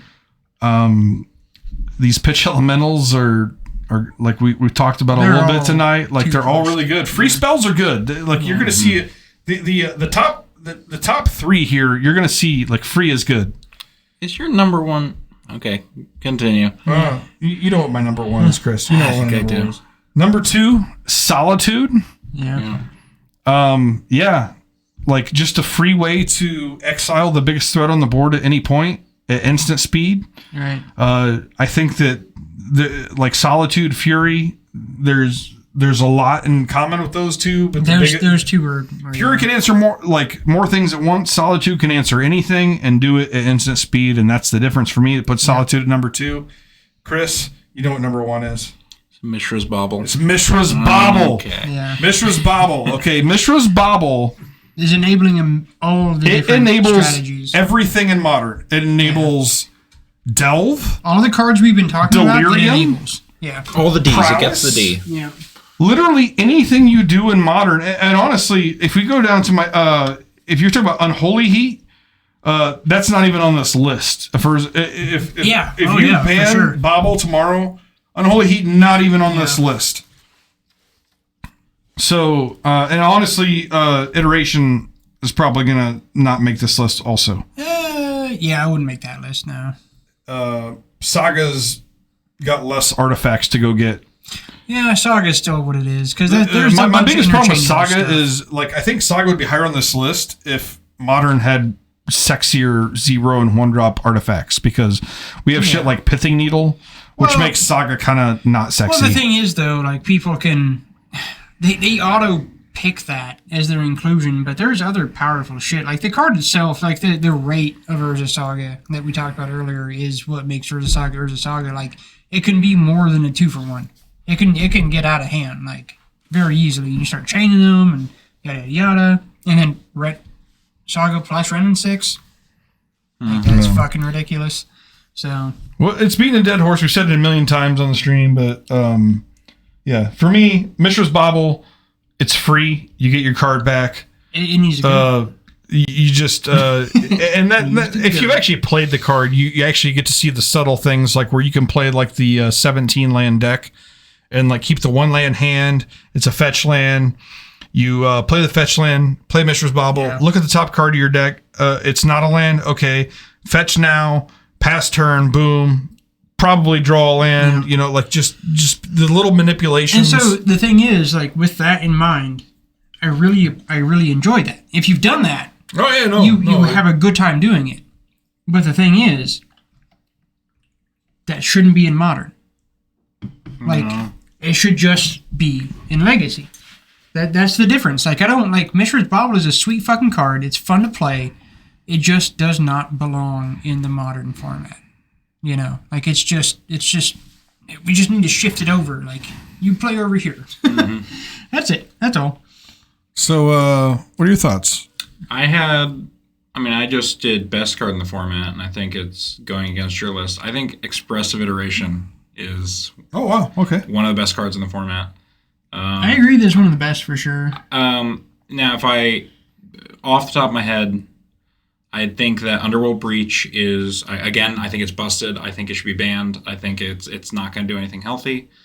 Bauble's up there. I think Archmage's Charm is on my list. Archmage's Charm or Iteration at 10 was tough for me. Yeah.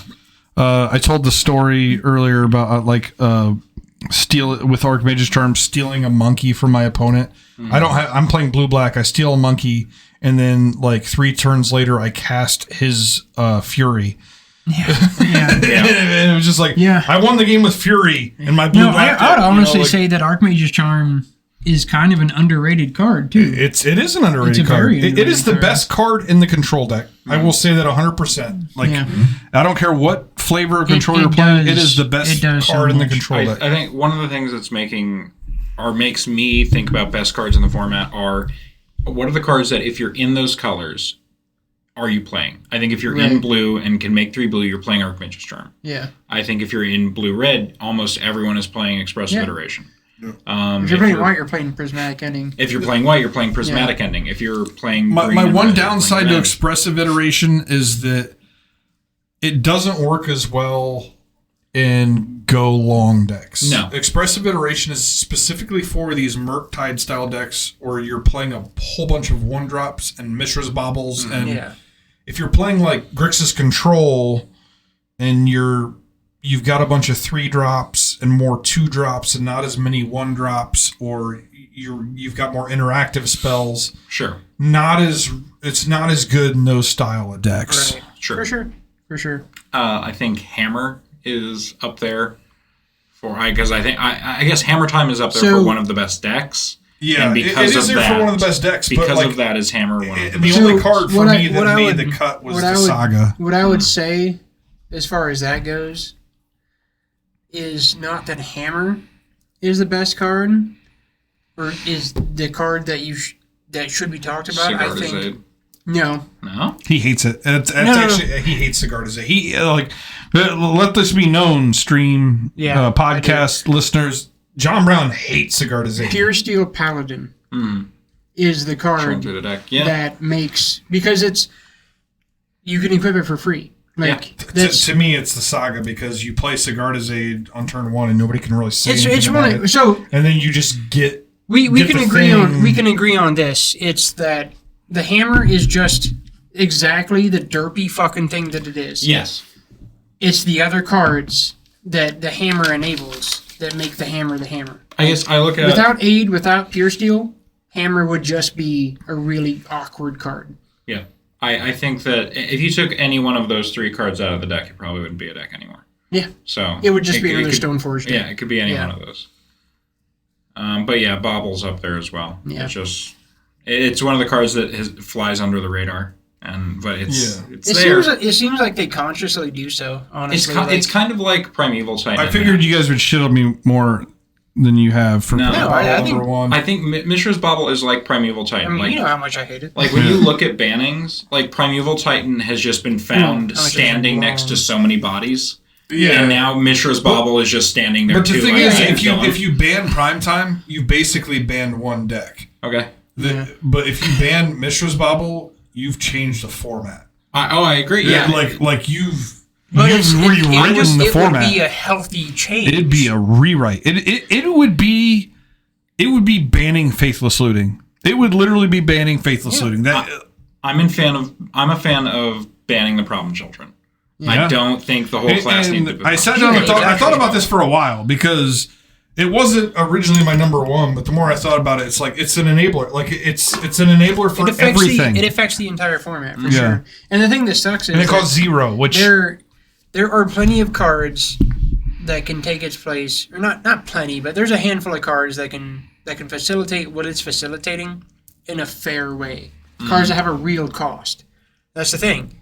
The difference, the formats are defined as what they are by the mana cost of the cards in the format. 0 mana goes Legacy. There are other cards. Delirium could easily be enabled with cards in Modern outside of Bobble. It just wouldn't be free. Yep. It would just be fair. It would just make it fair. That's all that would happen. You can't have a 3/3 on turn 2 for one. Exactly, or turn fucking 1 or whatever. Yeah. Come on. So I think that's all.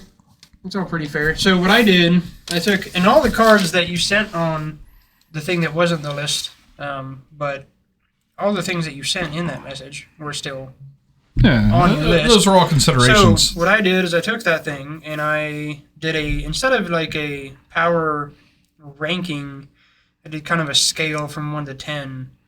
And so I very obviously put on a scale of 1 to 10, 1 being the highest power level, and put Omnath as 1. I'm fucking tired of that card. I think that card is just too obnoxious. Solitude and Fury, I think I put at either a 4 or a 5. They're very fucking good. Very good. I think that... One being the highest power level, 10 being the lowest power level? Okay, got it. So I put Solitude and Fury both at the same... At about a 4 or 5. Mishra's Bobble, I put really quickly at a 4 or 5, but it probably should be higher. Running 6, I did put at like a 2. Ragavan, in hindsight, pretty generously actually put at a 3 because I actually don't care that much about that card. But I know. So that's the thing. I think that's the one that gets discounted the most quickly. But like, Ragavan is like. I had it number 7 on my list, and like I think there's an argument that it should be higher. Right.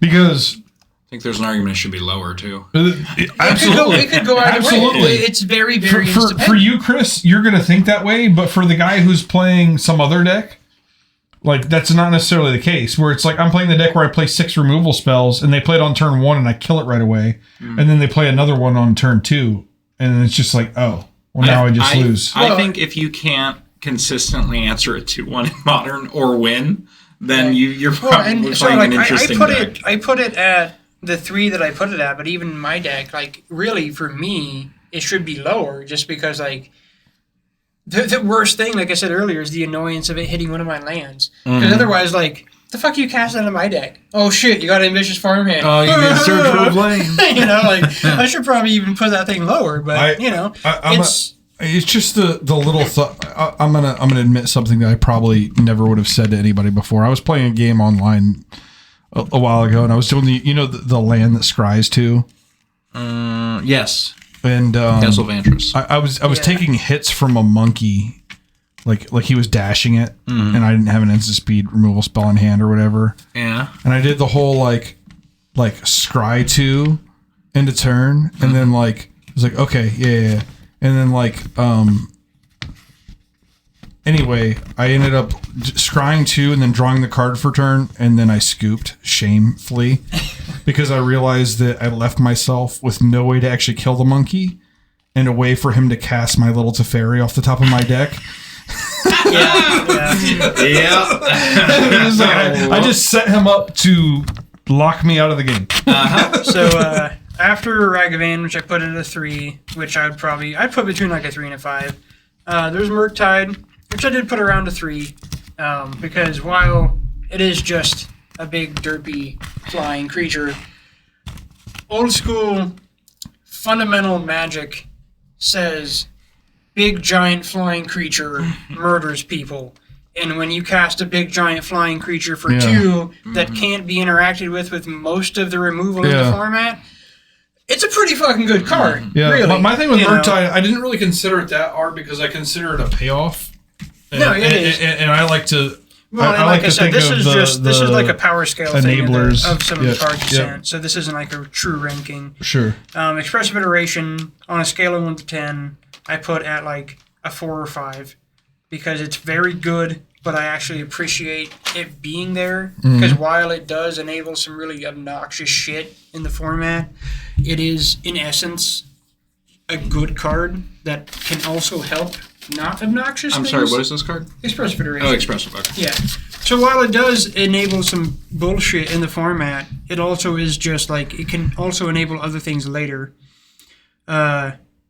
Counterspell, I put it somewhere around a 4 or 5 power level on a scale of 1 to 10. I think it's fair. Like I would say it's fine, you know. Violent Outburst, I don't think Cascade's broken specifically in the Cascade thing.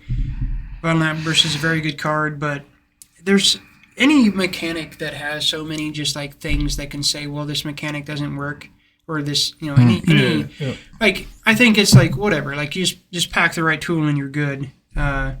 Grist, I'd put it a 5. It's a very powerful card. I think it's healthy. I think it's still fair. I think it's the most powerful Planeswalker. It is the most powerful. I would it's not the most efficient.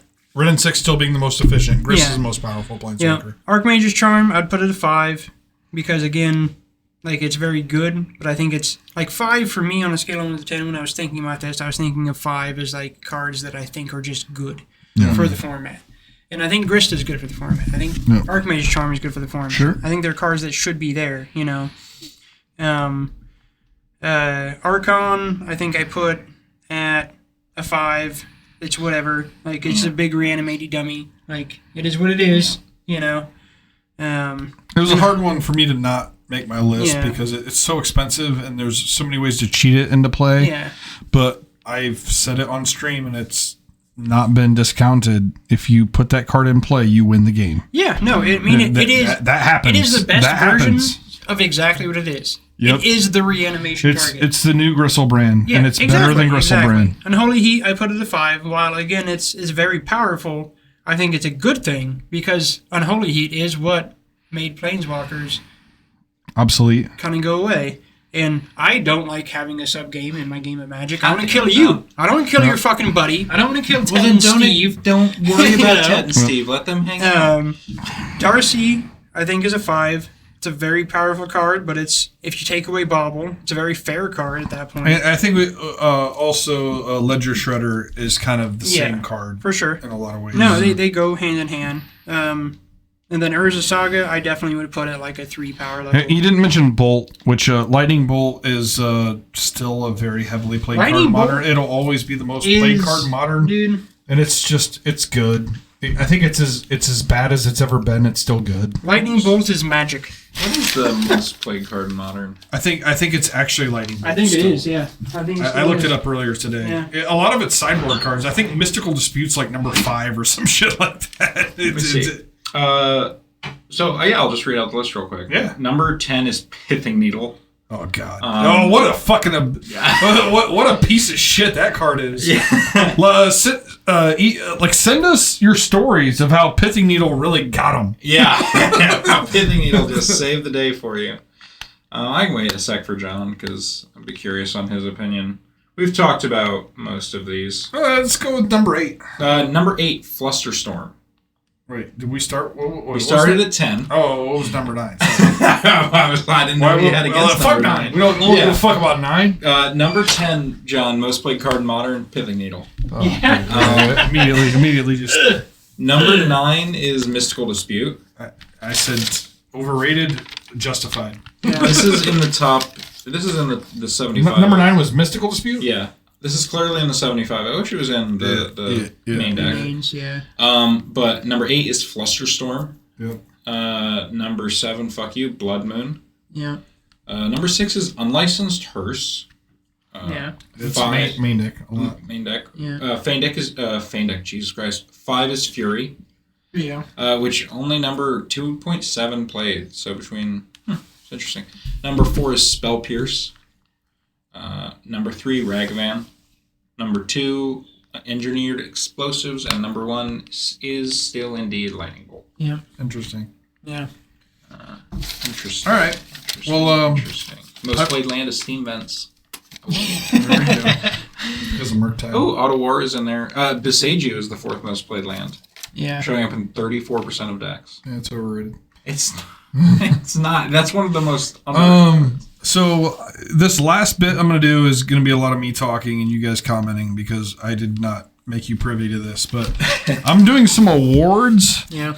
The Take Action Awards for 2022. This is going to be cheap as hell. You get no trophies, you get no medals, but there are some people and some decks and some plays. You're And immortalized each on person- the internet.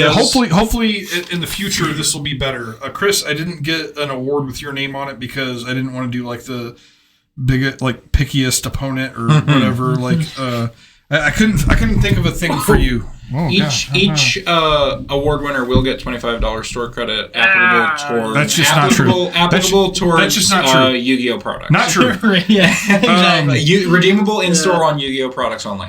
So I'm going to start off with the Tommy D Award for the most tricked out deck. That's true.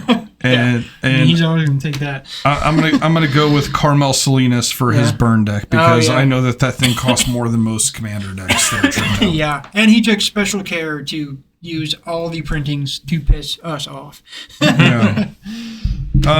So the next one I'm going to go with is the Grinder Award. Are This you is the outing whole somebody? like never give up. Like maybe you have an app to where you meet randoms. I don't know. The Grinder Award. I'm going to give it to Little Hume because he's here every week Yeah. and he fucking brings it, and Yeah, I for appreciate it. I appreciate it more than anything. He never gives up. The Sportsmanship Award I'm going to give to the nicest opponent. You're pointing at yourself, Chris. Fuck off, dude. Fuck off. Like you're the opposite of this. Nathan Patterson. That's what I was gonna say. Nate. Yeah. Nathan Patterson, like, For sure. like literally, there's not a more like pleasant person to be playing Magic against than Nathan Patterson. Carmel could be it. I mean, Carmel's. Yeah, good yeah, for that too. Carmel's there too, but like he already won an Nate's award, super, so you know, yeah, let's not take Nate's super anything nice away guy. from Nate Yeah. here. Like, Let's just not name all the non-assholes in the Right. store. Yeah, sure. for sure. And Well, Nate is an speaking awesome of not naming non-assholes, let's talk about some assholes. Most improved player. I went with Isaiah Mosher. Yeah. And like, I don't think he's actually improved all that much. All he really did was start more. taking himself seriously, which that is an improvement. Yeah. That is in and of itself an improvement. Yeah, we have documented proof of his Yeah. improvement for sure. I'll be honest though, I prefer old Isaiah who brewed his own decks. And then they weren't very good, but like, I mean, he still tries, but then I have to vet the shit, and it's frustrating because it's like, I got this idea, John, and we play. I'm like, God damn it, why don't you have any removal? I don't know. Quit it. The fuck? Just play removal, man. What are you doing? So I've got a rookie of the year, and I went with Thomas Books. He won an invitational. He made the finals of several tournaments. He 3-0'd his first appearance. He's only been here for really like 3/4 of a year, and has already put a stamp. And I think he's the best newcomer this year. So I've got the Ray Guy Award.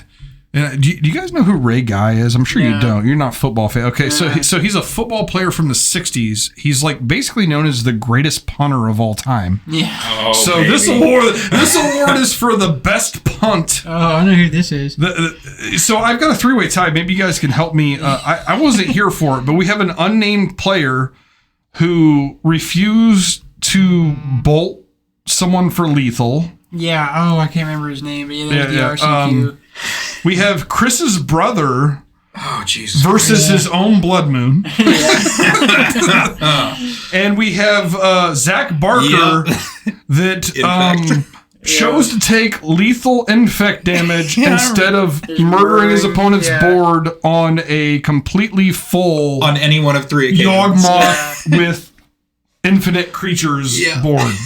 Like so, 3 different any one of those, take your choice. Zach Barker versus Infect. Patrick Priest versus his own blood moon, or unnamed dude versus a Bolt Little Teferi snafu. Yeah. That's a hard one.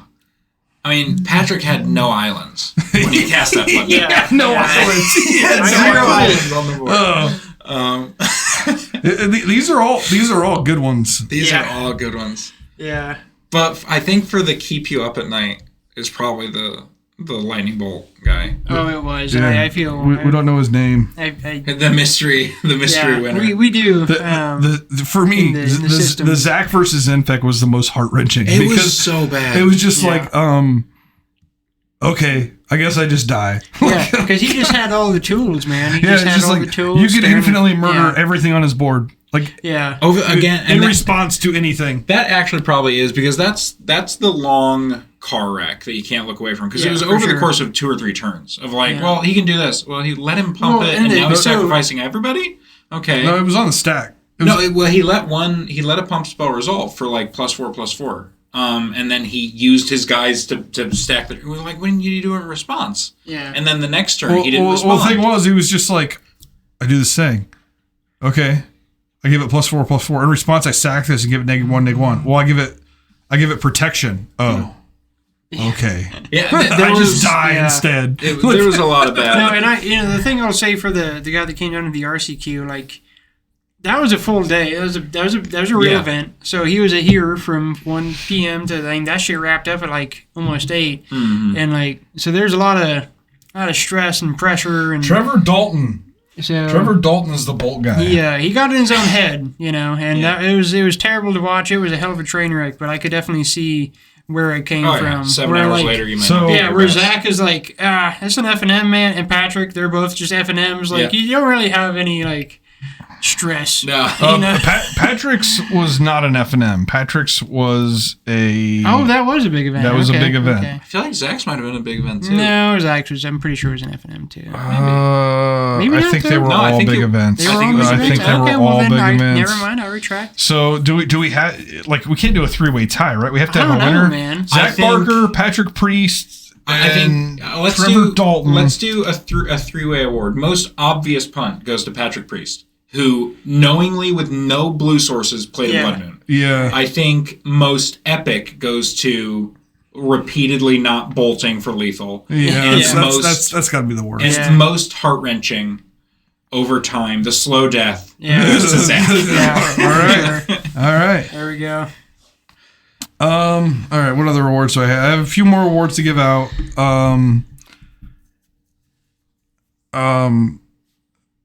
The Dustin Holler Award for the best competition, albeit futile, in a Monday league goes to Isaiah Mosher. You tried.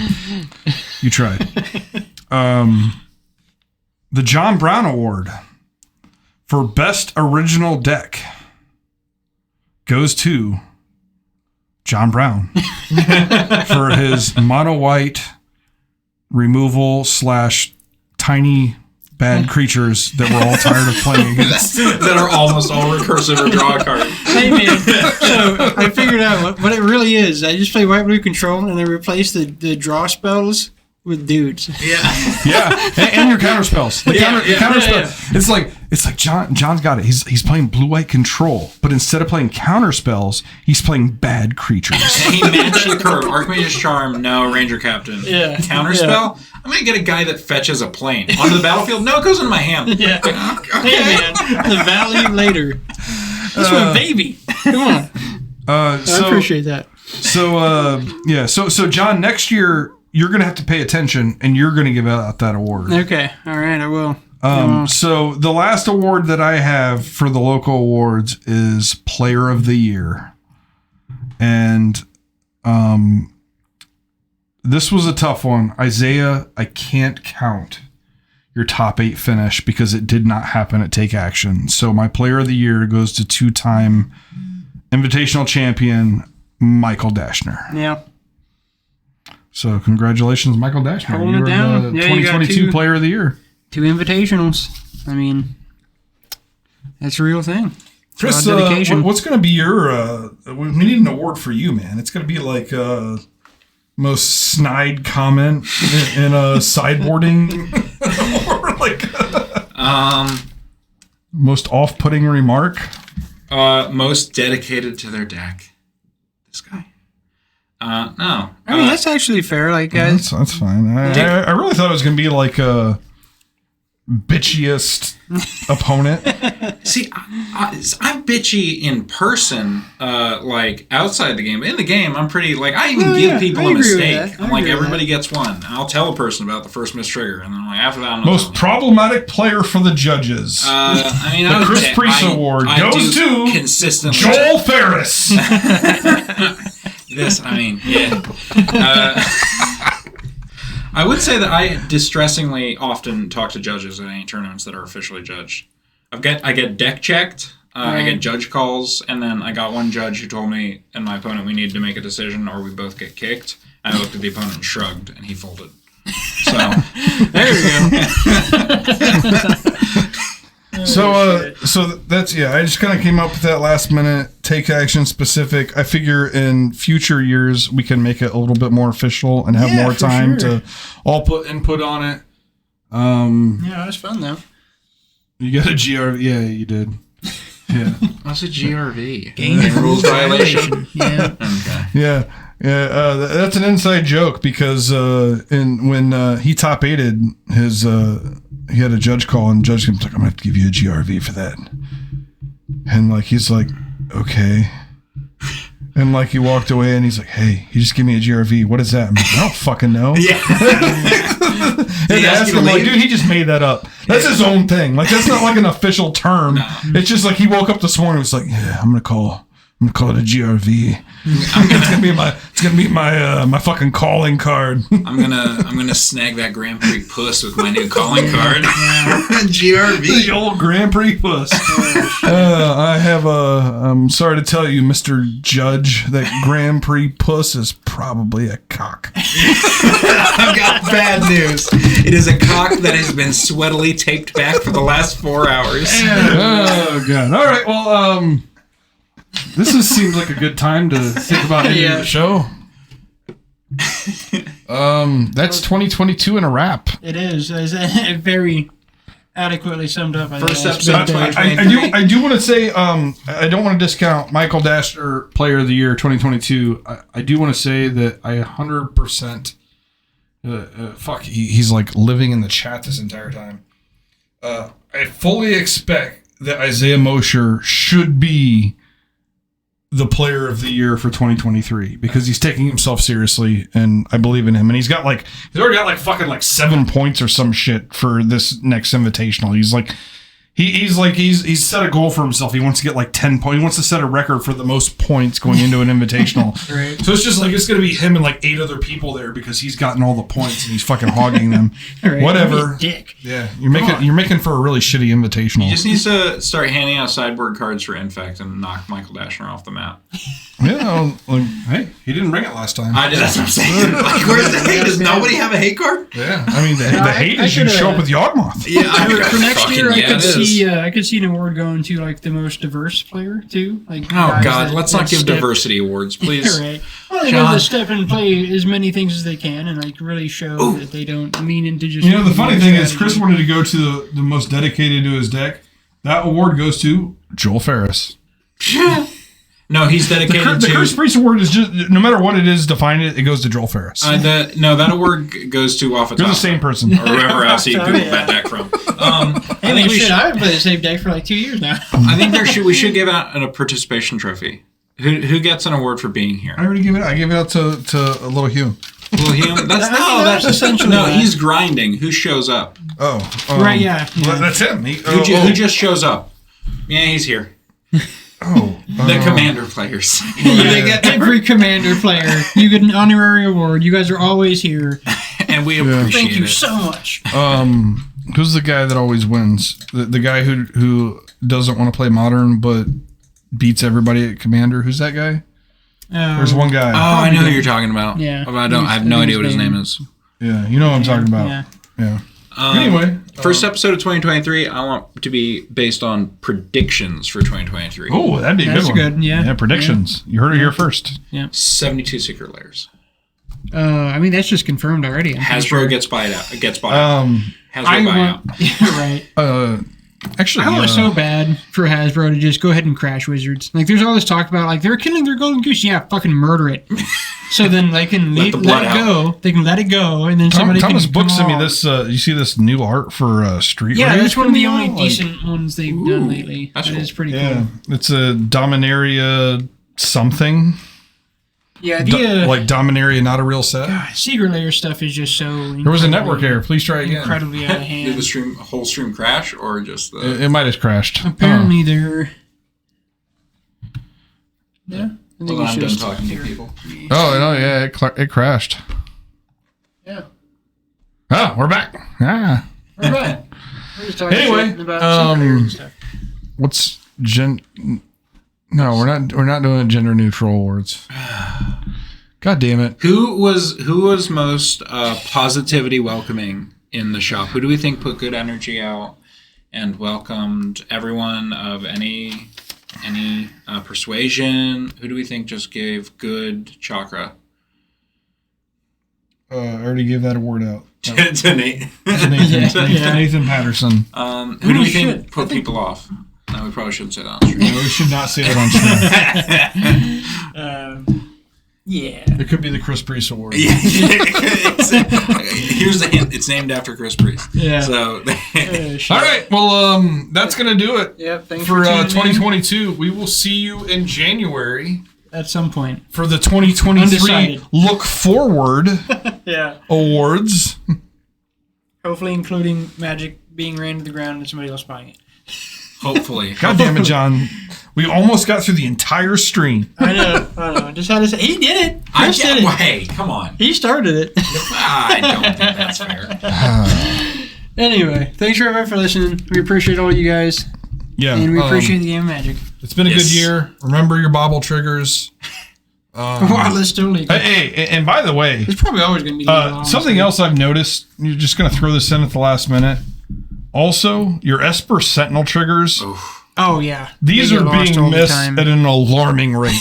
Like, just, Alarming like, rate. I thought Bobble Public was, service I announcement. actually think Esper Sentinel triggers, like, if we, like, Hey, I played the they're shit out of the being card. I missed at missed an a few. alarming rate. sure. That's the Magic Online data I want to see. I want them to capture every time. How good is Hammer if you I don't? want that to not be a thing. What's the Yeah. win percentage of Hammer when they miss 0 Esper Sentinel triggers? I bet Right. it's really good. I bet it goes up by near double digits. Yeah, I bet so. I bet so. All right. Have a good year, everyone. Yeah.